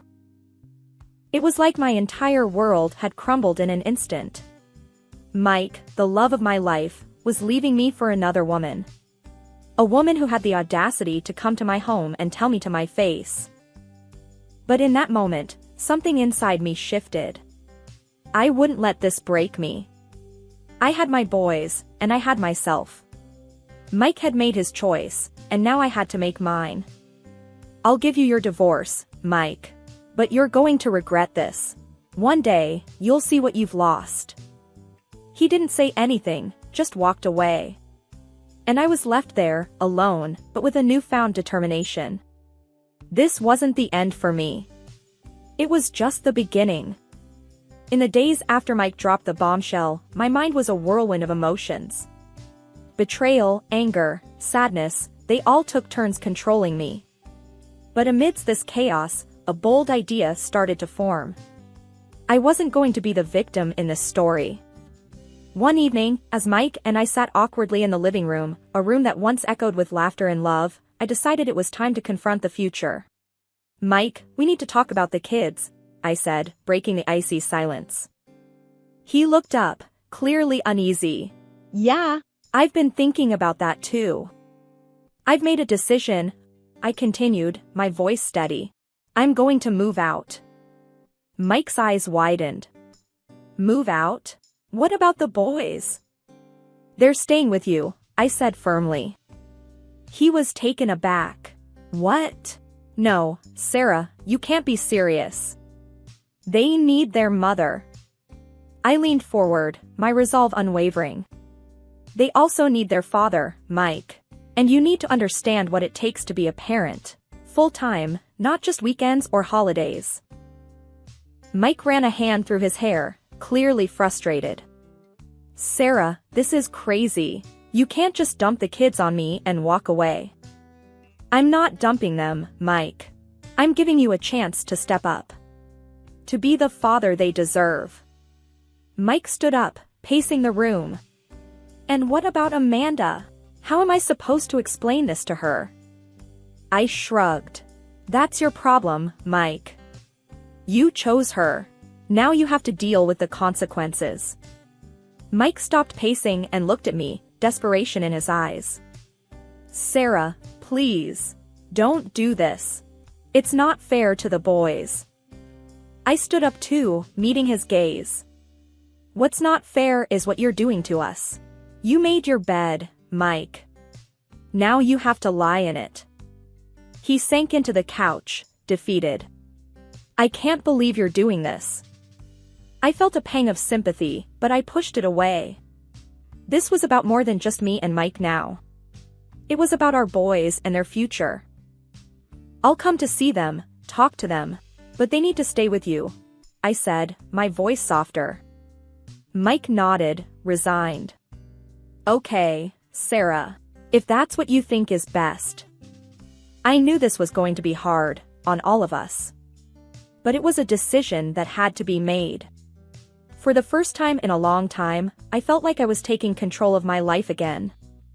I talked to the children and told them about my plan. They approved it, and ever made suggestions. Perhaps I was too cruel to them and my husband, but I needed to fight back, including for the sake of my son's future. After moving out, I found myself in a small apartment, a stark contrast to the house I had called home for so many years. The space was quiet, too quiet at times, but it gave me a chance to think, to plan my next steps. It wasn't long before the first phone call came. I was sipping coffee one morning when my phone rang. It was Mike, and he sounded frazzled.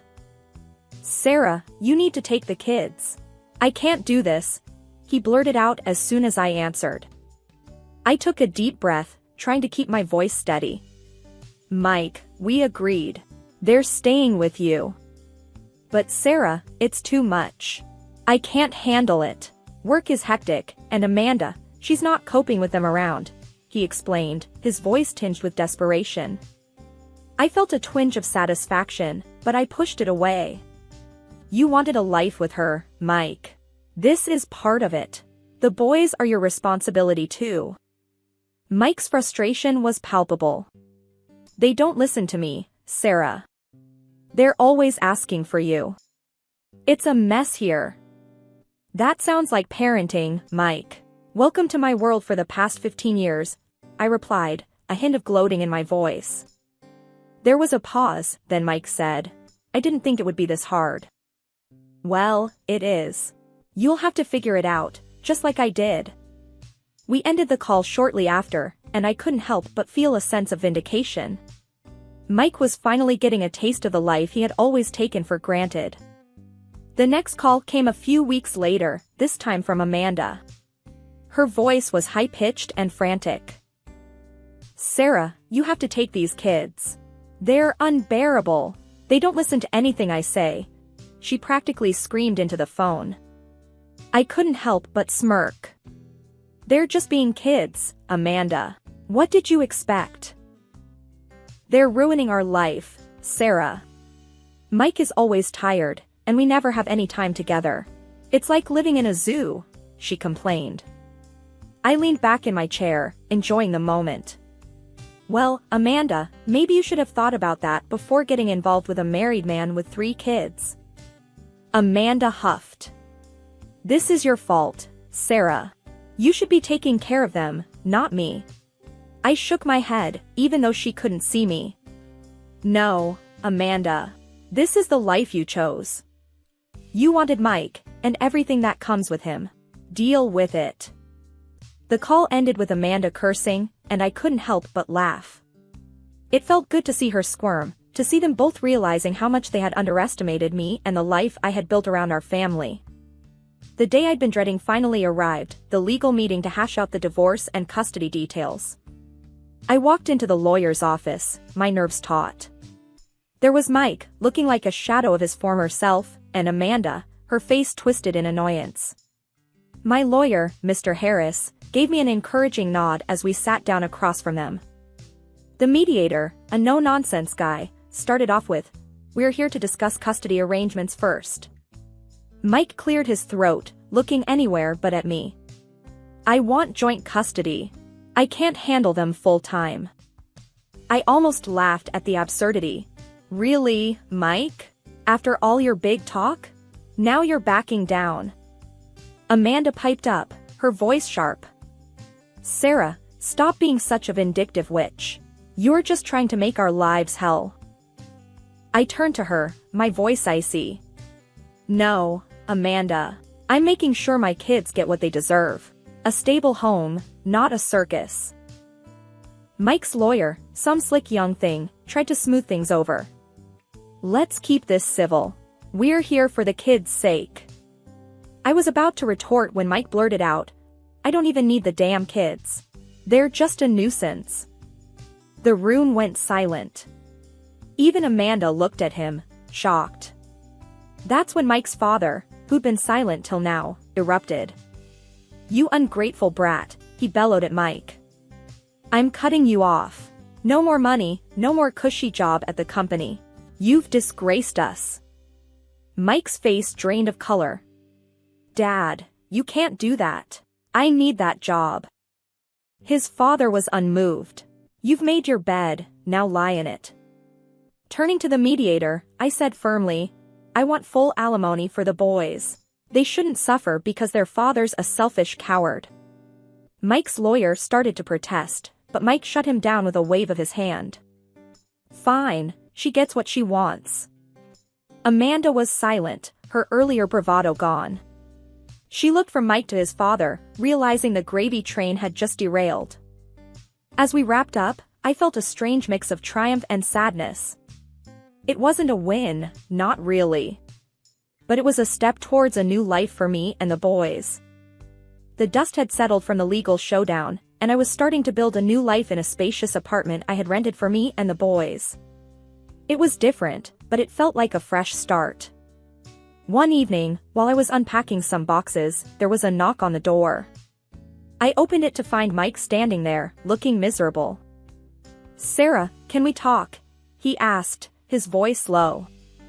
I hesitated, then stepped aside to let him in.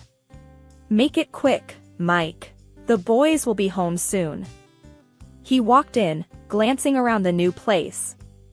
"Nice apartment," he muttered. I folded my arms. "What do you want, Mike?" He took a deep breath. I've made a mistake. I was wrong. I want to come back." I looked at him, my heart hardening. "Come back? After everything? You must be joking." He shook his head. "I'm not. I've lost everything, Sarah. My job, Amanda left me. I've got nothing." I felt a pang of something, but it wasn't enough to sway me. "You made your choices, Mike. You have to live with them." Mike's eyes filled with tears. "Please, Sarah. I'm begging you. I need my family." I sighed. "Your family needed you, but you walked away. You can't just come back because you're alone now." Mike looked defeated. "So, that's it? We're really over?" I nodded. "Yes, Mike, we're over. It's time for both of us to move on." He stood there for a moment longer, then turned and left. I watched him go, feeling a mix of relief and sorrow. But mostly, I felt free. Later that night, as I tucked the boys into bed in their new rooms, Jake, the eldest, looked up at me. "Mom, are you okay?" I smiled, stroking his hair. "Yes, Jake. I'm more than okay. We're going to be just fine." He nodded. "I'm glad. I like it here. It's different, but it's good." I kissed his forehead. Different can be good. We're starting a new chapter. As I turned off the lights and left their room, I knew that this was just the beginning. A new beginning for me and my boys. We had each other, and that was all we needed.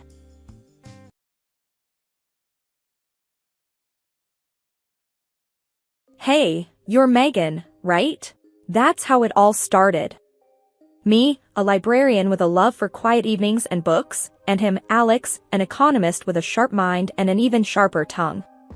We were at this billiards club downtown, a place more accustomed to clinking glasses and raucous laughter than fairy tale meetings. But there we were. Alex was leaning against the pool table, chalk in hand, looking every bit the confident man he was.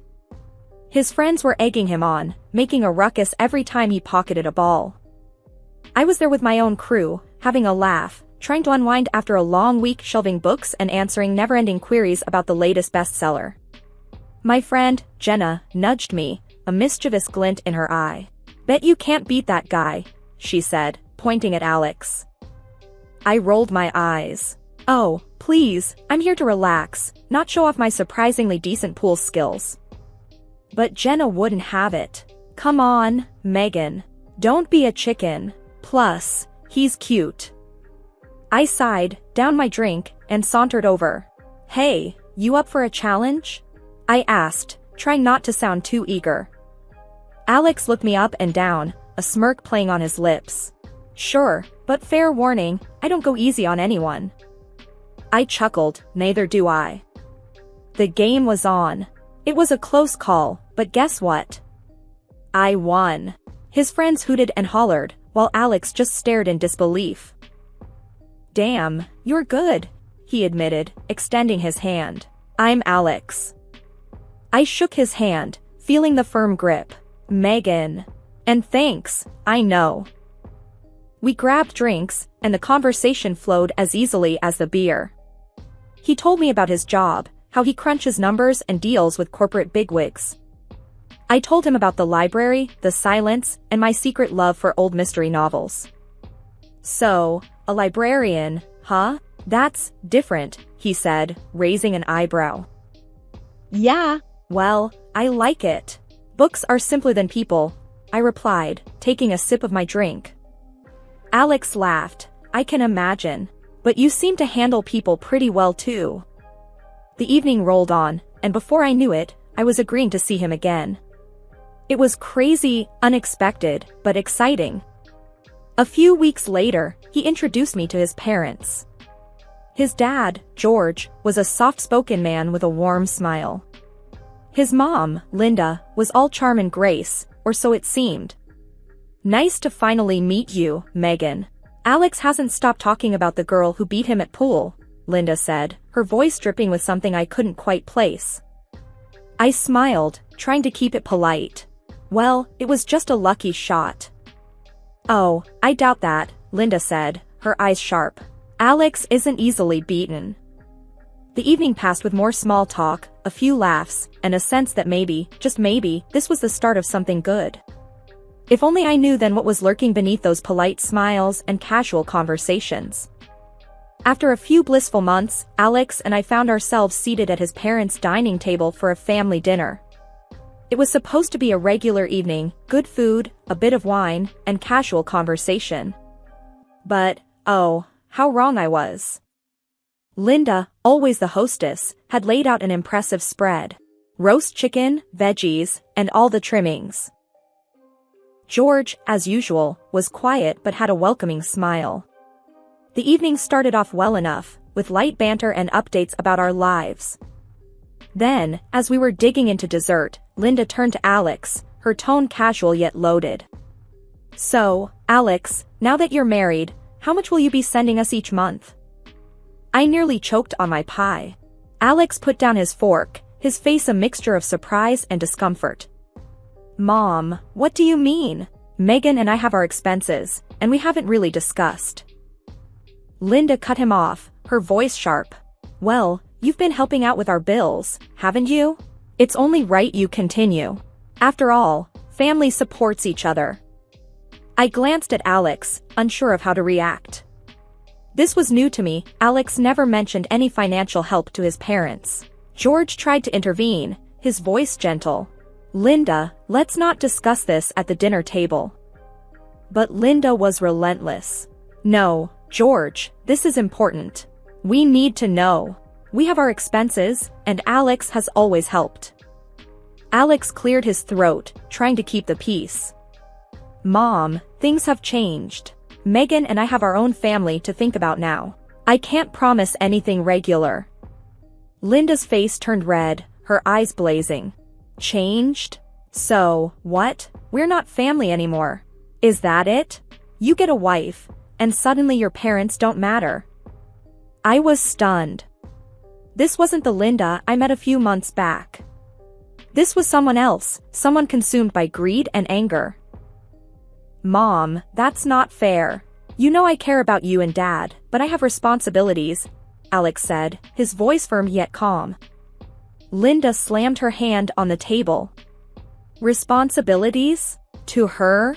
She pointed at me, her words like daggers. What has she done for you? We raised you, and this is how you repay us?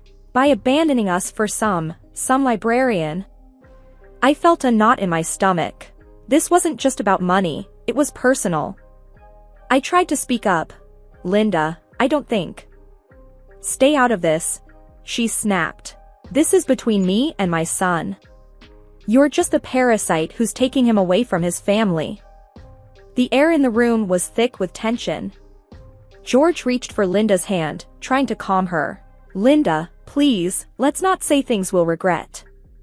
But Linda was beyond reason.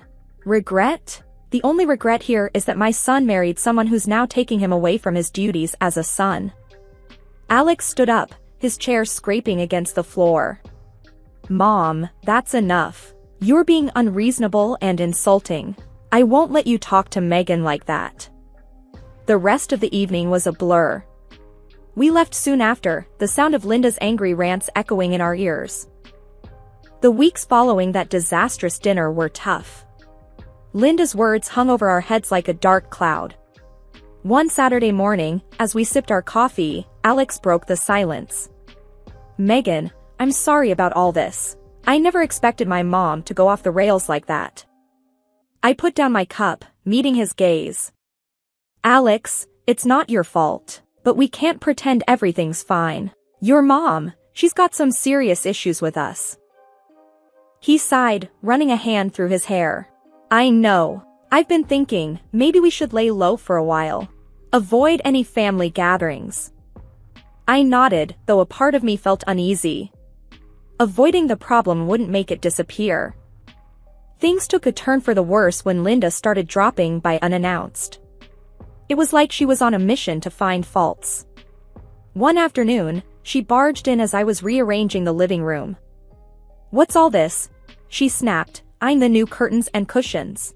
I forced a smile, just sprucing up the place a bit. Linda snorted. With what money? Alex's. I clenched my jaw.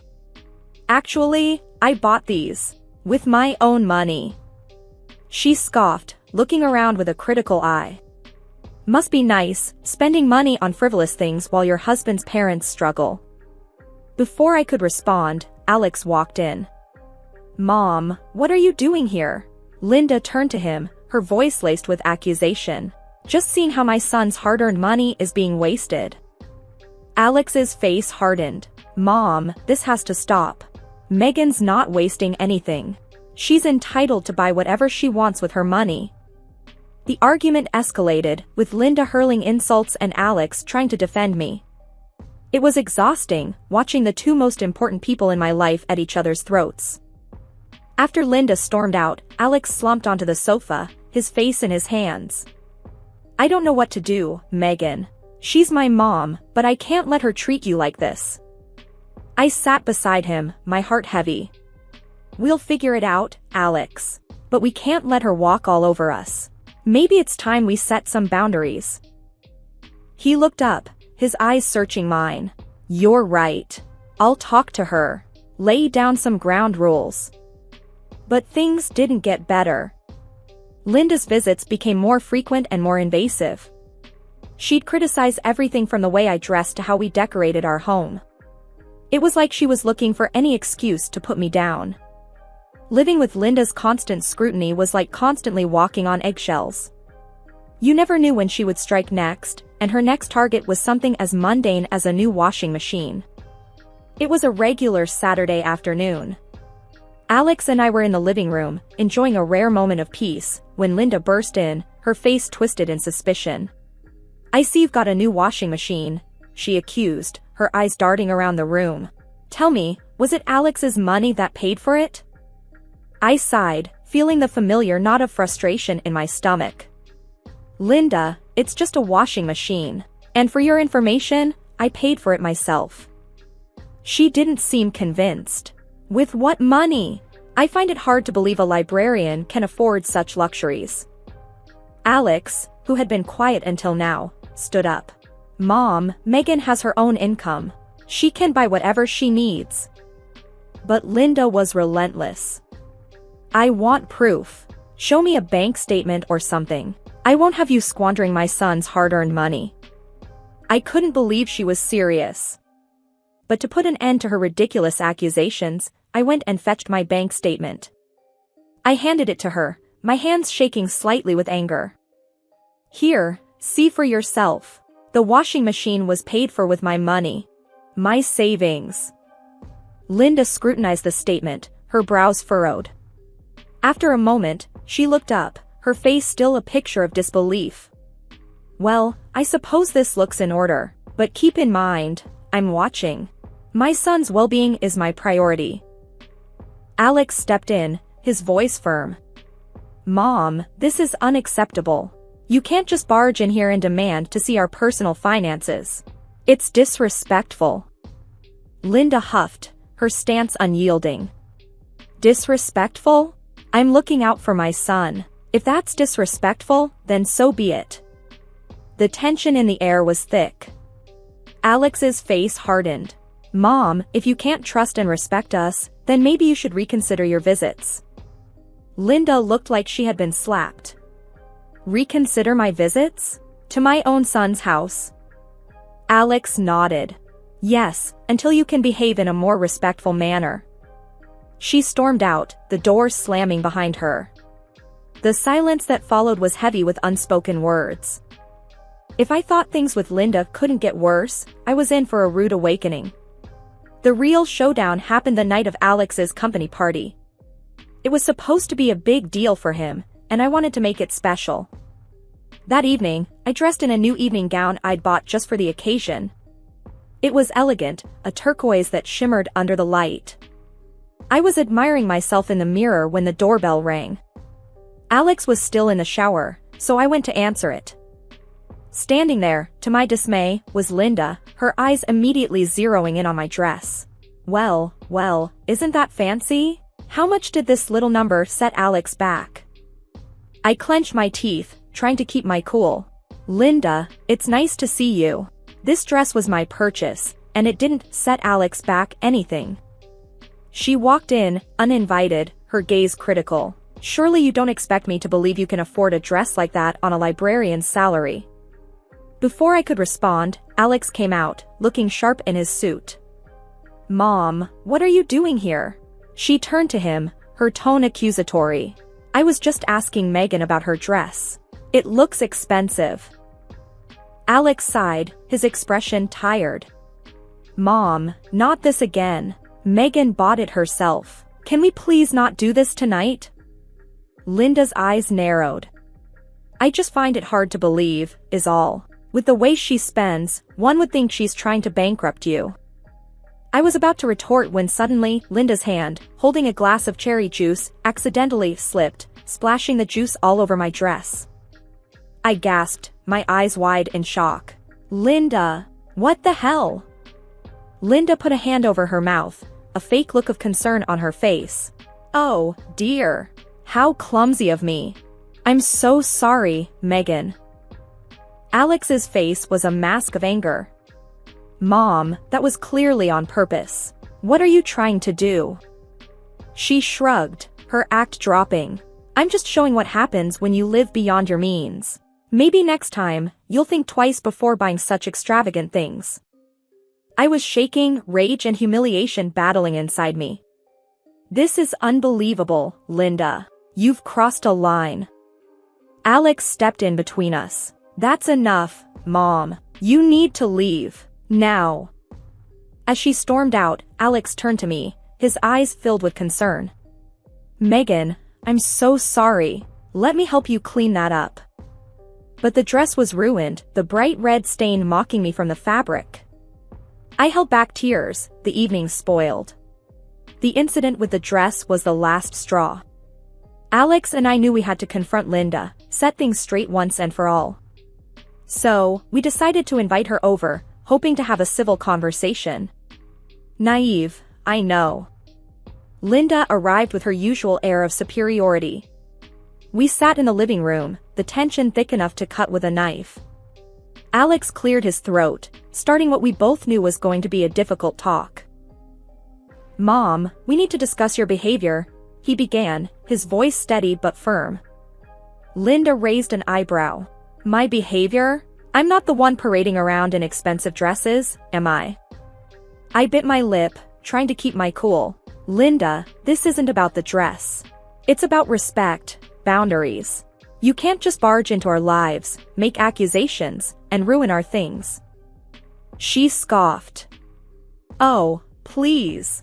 You make it sound like I'm some tyrant. I'm just concerned about my son's well-being. Alex interjected. Mom, what you did to Megan's dress was unacceptable. And your constant questioning of our finances, it's invasive and disrespectful.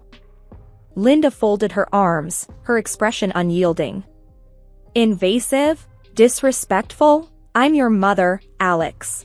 It's my right to know where your money is going, especially when it's being wasted on frivolities. That's when she dropped the bombshell. In fact, I think it's only fair that if you buy something for Megan, you should buy something of equal value for me. After all, I am your mother. I stared at her in disbelief. Are you serious? That's ridiculous. Alex was just as stunned. Mom, that's an absurd demand. We're not going to do that. Linda's face turned red with anger. Absurd? I gave birth to you, raised you, and this is the thanks I get? You choosing this woman over your own mother. Alex stood up, his anger palpable. This isn't about choosing, Mom. It's about fairness, respect. Megan is my wife, and you can't treat her like this.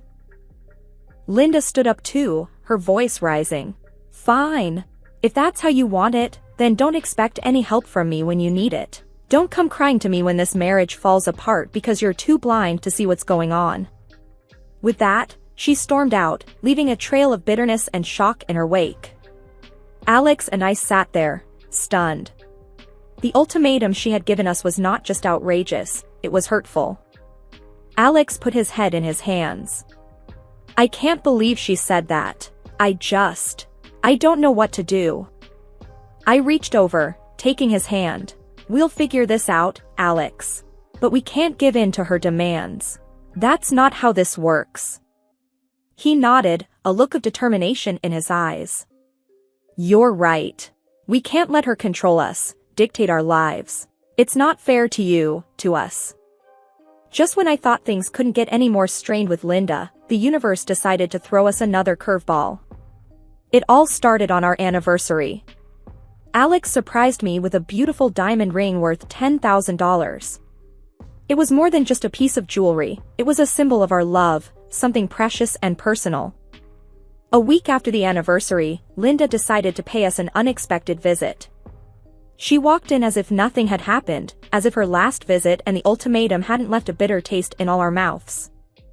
Hello, Megan, Alex, she said, her voice dripping with a forced sweetness. I just thought I'd drop by, see how you're both doing. I exchanged a wary glance with Alex. We're fine, Linda. What brings you here? She wandered around, feigning interest in the mundane, but her eyes were scanning, always scanning. It wasn't until she noticed the ring on my finger that her facade cracked. Oh, what's this? She reached for my hand, her fingers cold against my skin. A new ring? Looks expensive. Alex, who had been silent, spoke up. It's an anniversary gift, Mom. Linda raised an eyebrow. Really? Must have cost a pretty penny. I hope you're not dipping into your savings for this. I pulled my hand away, feeling a surge of anger. It's none of your business, Linda. She shrugged, but her eyes lingered on the ring with a gleam that I didn't like. The next day, the unthinkable happened. The ring was gone. I turned the house upside down, but it was nowhere to be found.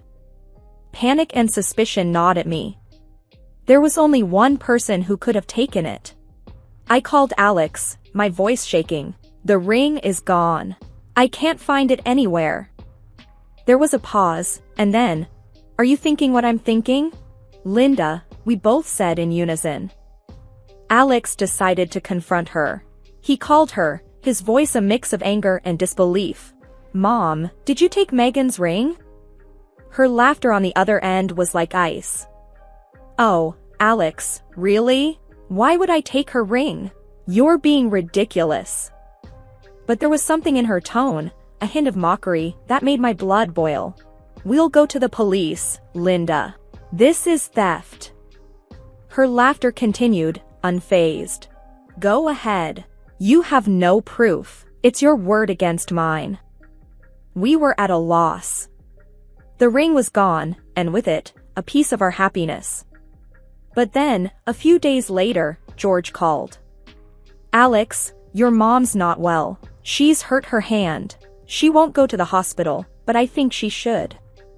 We rushed over, and there she was, her hand bandaged, tears in her eyes. But it wasn't just pain, there was fear there too. "What happened, Linda?" Alex asked, his voice softening despite everything. She mumbled something about a fall, but when she moved her hand, I saw it. The diamond ring was on her finger, stuck, her finger swollen around it. We had to take her to the hospital. The ring had to be removed under local anesthesia. It was a surreal experience, watching the doctors carefully extract the symbol of our love from the finger of the woman who had caused us so much pain. The whole ring fiasco had pushed us to our limits. Linda, even after the hospital incident, didn't seem to get the gravity of her actions. It was like she was living in her own world, where she could do no wrong. Alex and I were fed up. It was time for a final showdown. We called her over, making it clear this wasn't a friendly visit. When she walked in, there was this arrogance about her, like she still owned the place. "Sit down, Mom. We need to talk," Alex said, his voice hard. She rolled her eyes, taking a seat. "What now? More accusations?" I couldn't believe her nerve. "Accusations? Linda, you stole from us. And you act like it's nothing?" She shrugged, a smirk on her face. "Oh, come on. It was just a ring. No need to make such a big deal out of it." Alex slammed his hand on the table, his patience running thin. "Just a ring? You broke our trust, Mom. You've been nothing but trouble since Megan and I got married." Linda scoffed. "Trouble? I'm the victim here. You've changed, Alex. This woman has changed you." That did it. I was seething. "This woman has a name, Linda. And I'm sick of your crap. We've been nothing but patient with you, but you just keep pushing and pushing." Alex nodded, his expression stern. "We're at the end of our rope, Mom. We're not going to sit back and let you walk all over us. That ring stunt? We could go to the police with that." Linda's face fell a bit at that. "You wouldn't dare." "Try us," I shot back. "You need to change your attitude, Linda, or else we're done. No more visits, no more calls. Nothing." She looked at us, finally realizing we meant business. "You're bluffing." Alex stood up, his decision clear. "No, we're not. This is your last chance, Mom. Shape up, or we're cutting you out of our lives." Linda stood too, her face a mix of anger and disbelief. "Fine. If that's how you want it, then have it your way. But don't come crawling back to me."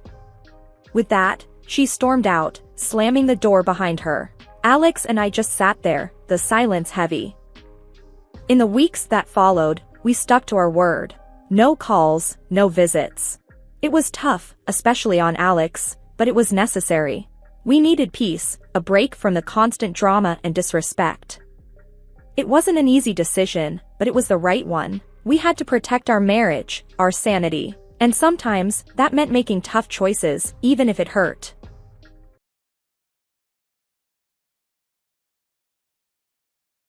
I'm Martha, a 28-year-old massage therapist at a local hospital.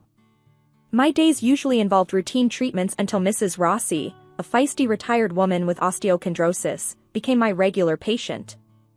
She had a knack for prying into personal matters, which I usually navigated with a mix of professionalism and humor.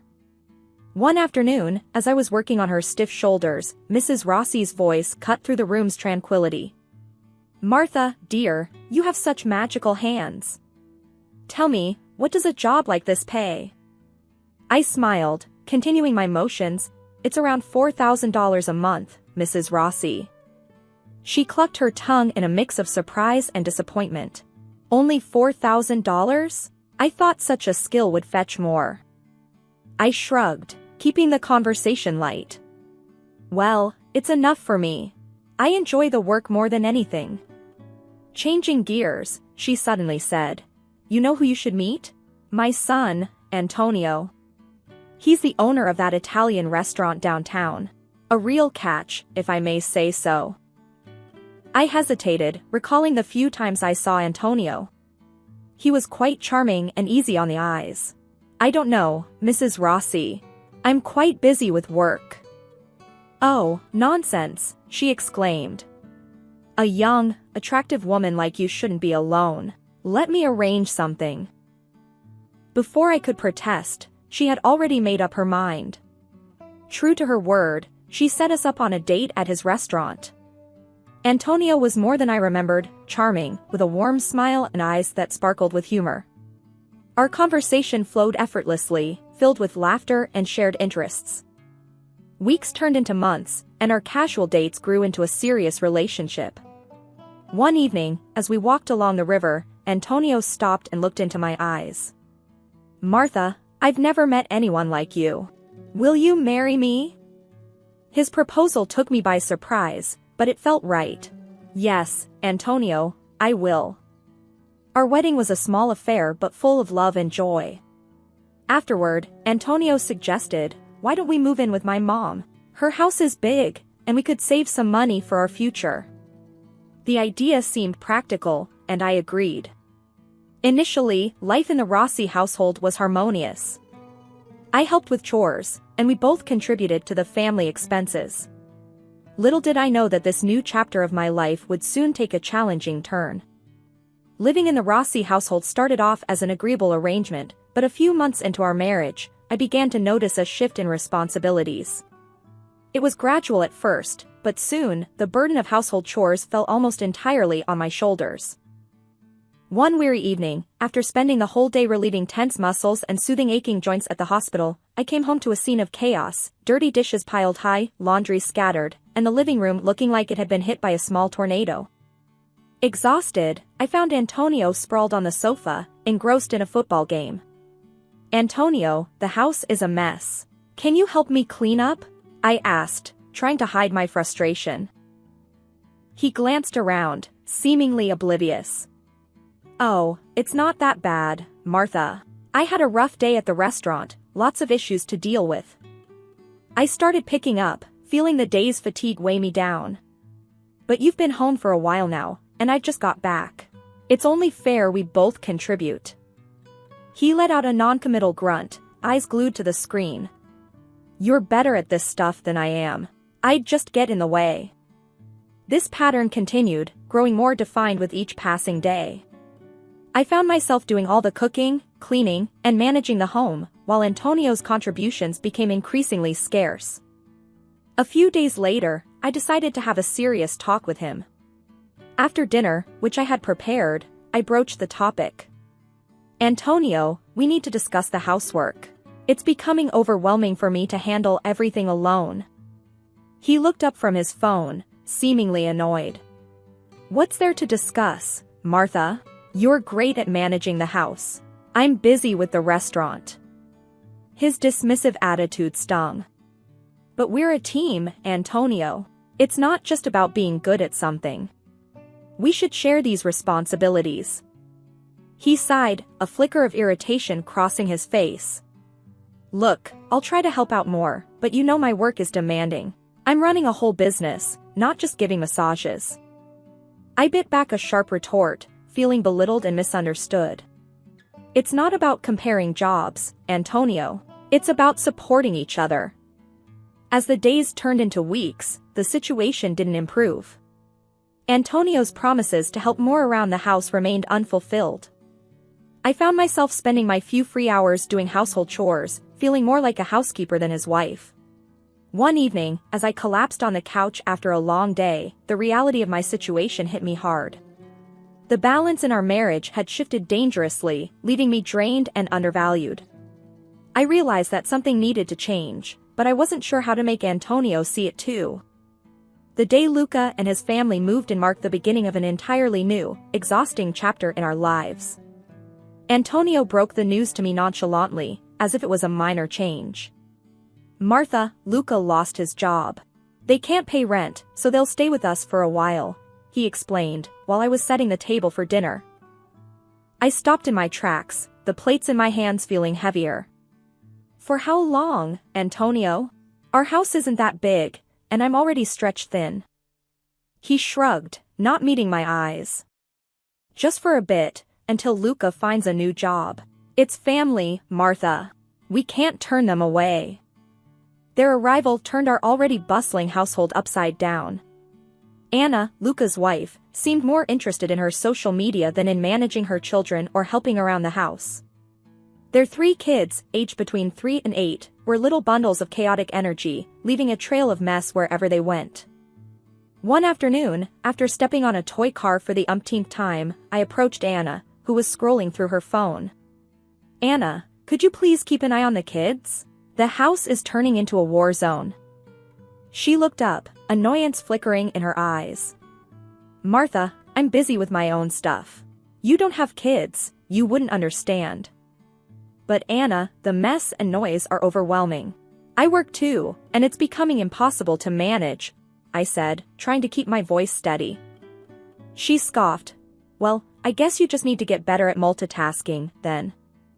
I walked away, feeling a mixture of anger and helplessness. When I brought it up with Antonio, hoping for some support, his response was disheartening. Babe, they're family. We need to be there for them, he said, not looking up from the TV. But what about us, our home? It's turning into chaos, I protested. He waved his hand dismissively. It's not permanent. Besides, you handle things so well, Martha. You're great at this. Weeks turned into months with no sign of improvement. Luca spent his days on the computer, claiming to be job hunting, while the kids ran around unchecked. Anna rarely lifted a finger to help, leaving me to deal with the aftermath of their daily tornado. I started to dread coming home. My once peaceful haven was now a source of endless stress. Each day, I walked into a house that no longer felt like mine, catering to a family that barely acknowledged my exhaustion. The burden of cooking, cleaning, and maintaining order fell entirely on me. Despite my pleas for help or even just a little consideration, I was met with the same responses. You're so good at this, Martha, or it's just for a little longer. I lay awake at night, wondering how a situation meant to be temporary had become my new, overwhelming reality. I felt trapped, undervalued, and utterly alone in a house full of people. The funny thing is that I invested my entire salary in their family every month, all of $4,000. And they took it for granted. The tension in the house had been building like a pressure cooker, and it finally exploded one hectic evening. I came home to the usual chaos and mess, utterly exhausted from my workday. The sight of the unkempt house was the last straw. Antonio! I yelled, finding him lounging on the couch with a beer in hand. This house is a disaster. I'm busting my back at work and I come home to this mess every day. Antonio looked up, irritation flashing in his eyes. Oh, cut the drama, Martha. It's just a bit messy. You're acting like it's the end of the world. I couldn't contain my frustration. A bit messy? Look around. It's like a pigsty and I'm the only one cleaning it up. That's when he lost it. He stood up abruptly, towering over me. Lazy? You call this lazy? I work my ass off at the restaurant while you just rub people's backs. And now you whine about a few dishes. His harsh words felt like a slap in the face. That's not fair, Antonio. I'm not your maid. This is supposed to be our home, not just mine to clean. Before I could say more, Mrs. Rossi chimed in, her voice dripping with disdain. Oh, please, Martha. You're just a freeloader here, living in my house, using our things. And you have the nerve to complain. I was taken aback by her vicious tone.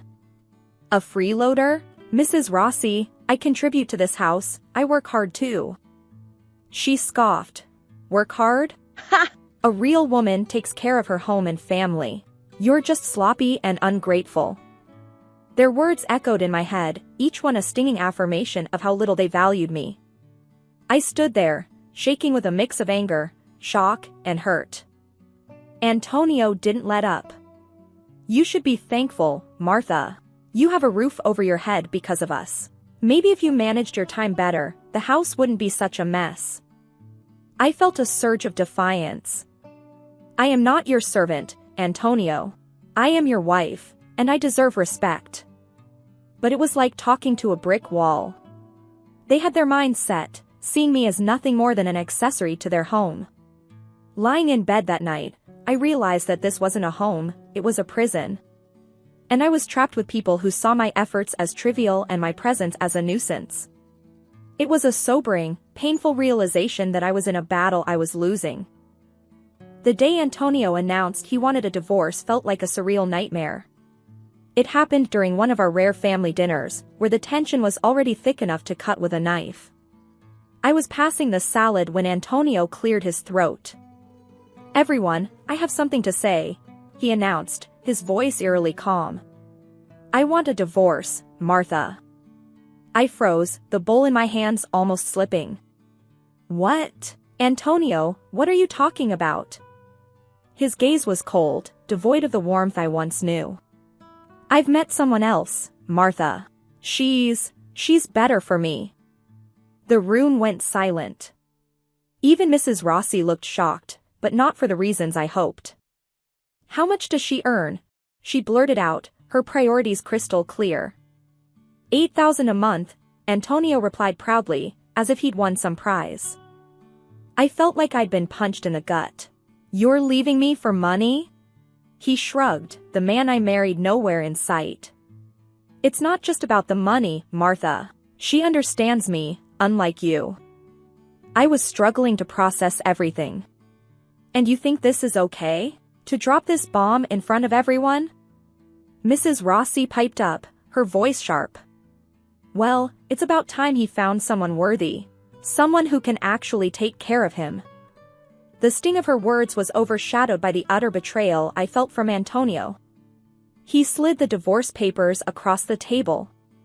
Just sign these, Martha. Let's end this amicably. My hands trembled as I took the pen. I felt numb, the reality of the situation sinking in. Amicably? After everything I've done for this family?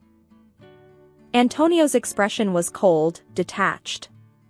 It's for the best, Martha. You'll see.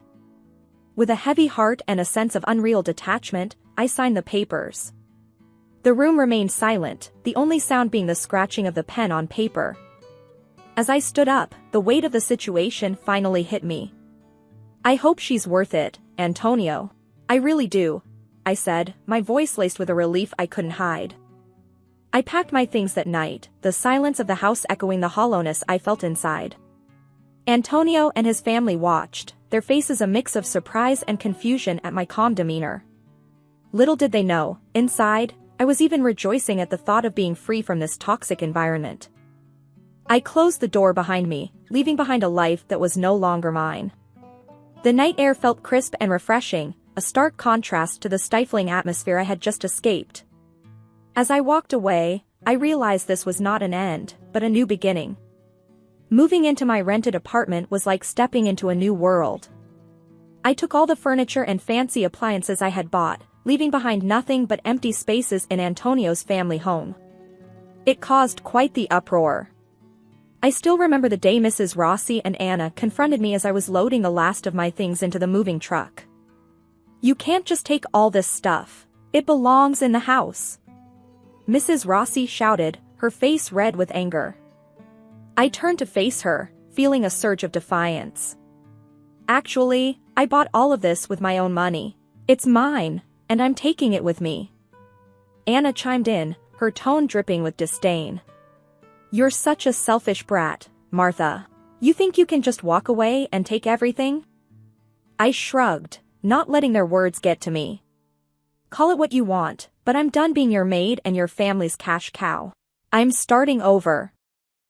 They were fuming as I drove away, but I felt an immense sense of relief, like I had shed a heavy burden. Settling into my new place, I reveled in the peace and quiet.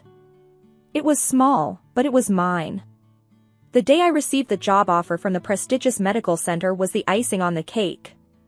The salary was nearly double what I was making before. I remember calling Sarah to share the news.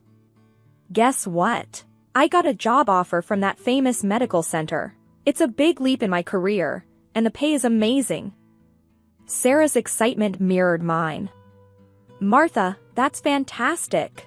You totally deserve this. You're going to kill it." The conversation was a stark contrast to the ones I had in Antonio's house. Here was a friend who believed in me and celebrated my achievements, not someone who saw me as just a means to an end. My first day at the new job was exhilarating. I was greeted with respect. Mr. Johnson, the center's director, welcomed me personally. "Martha, we're thrilled to have you on board. Your expertise is going to be a great asset to our team," he said with a genuine smile. I couldn't help but beam with pride. "Thank you, Mr. Johnson. I'm excited to be here and contribute to the center." Leaving the chaos of Antonio's family home and stepping into this new role was empowering. It felt like I had finally taken control of my life, steering it in the direction I wanted. The days of being undervalued and overburdened were behind me. Now, I was recognized for my worth, both professionally and personally. That night, as I sat in my quiet living room, sipping a cup of tea, I felt a profound sense of peace. The struggles and hardships had led me to this moment, and I was grateful for the journey. For the first time in a long while, I was genuinely excited about what the future held. It was a regular evening in my new life when I heard a forceful knock on my door. I opened it to find my ex-mother-in-law, Mrs. Rossi, standing there with an expression that reeked of desperation and frustration. "What do you want, Mrs. Rossi?" I asked, not hiding my annoyance. She barged in, her voice laced with urgency. "Martha, you need to come back. Antonio's restaurant is tanking. We're drowning in debt." I couldn't help but snort. "Come back? After the way you all treated me? You've got some nerve." She glared at me. "You're part of this family. It's your responsibility to help us out." I crossed my arms, feeling a surge of defiance. "My only responsibility is to myself. I'm not your family's ATM, Mrs. Rossi." She was seething. "You ungrateful wench. You think you're too good for us now, huh? Sitting pretty in your fancy apartment?" I shook my head, amused by her audacity. "I'm not ungrateful. I'm just done being used. What happened to that woman Antonio left me for?" Mrs. Rossi's face twisted in displeasure. "That gold digger? She left him as soon as the money troubles started. Shows what she was really after." I burst into laughter, the irony too rich to ignore. Well, looks like karma really does come around. Her eyes narrowed. "You think this is funny? We're struggling here, Martha." I leaned against the door frame, my resolve firm. "Not my circus, not my monkeys anymore, Mrs. Rossi. I've moved on. You should too." She huffed, her anger palpable. "You'll regret this, Martha. When you're all alone and miserable, you'll wish you'd helped." I smiled, the sense of freedom filling me with confidence. I doubt that. Goodbye, Mrs. Rossi. And don't come back. She stormed out, slamming the door behind her. As I locked it, I felt a wave of relief wash over me. That chapter of my life was closed for good. I was finally free from the toxic grasp of a family that never truly valued me. My life was my own now, and I intended to live it on my terms. Life after the divorce and the last encounter with Mrs. Rossi felt like a breath of fresh air. I was thriving in my new job and enjoying my newfound independence. One day, while enjoying a coffee break at the wellness center, my colleague Mike dropped by. "Hey, Martha, I heard about your run-in with the ex-mother-in-law.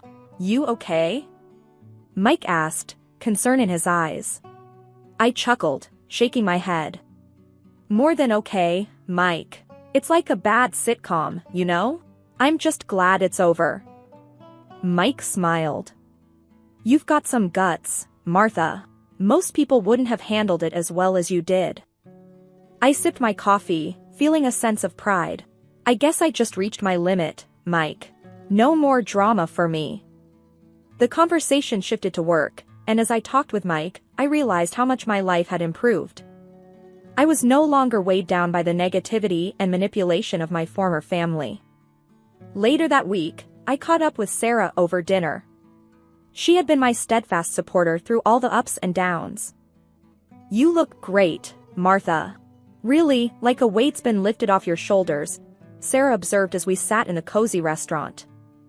I smiled, feeling a surge of gratitude. "Thanks, Sarah. It's been a journey, but I'm finally at a place where I feel happy and in control." Sarah raised her glass. "To new beginnings and to a friend who's shown what strength really is." I clinked my glass with hers. "To new beginnings and to friends who stand by you through thick and thin." The evening was filled with laughter and positive conversations, a stark contrast to the tense and uncomfortable dinners at my former in-laws. As I lay in bed that night, I reflected on the changes in my life. I had faced adversity, but it had led to growth and new opportunities. I had learned my worth and vowed never to let anyone treat me as less than I deserved.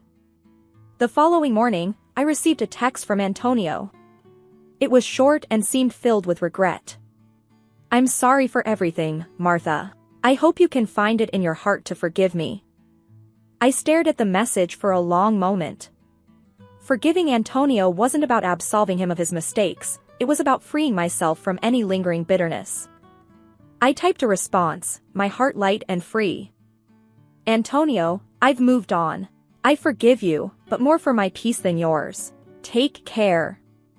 Sending the text felt like closing a chapter.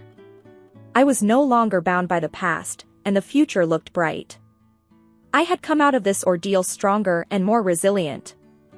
As I prepared for work, I felt a sense of excitement about the possibilities that lay ahead. My journey had taught me about resilience, self-worth, and the power of moving forward. I was ready for whatever life had in store for me, and I knew that no matter what, I had the strength to face it head-on.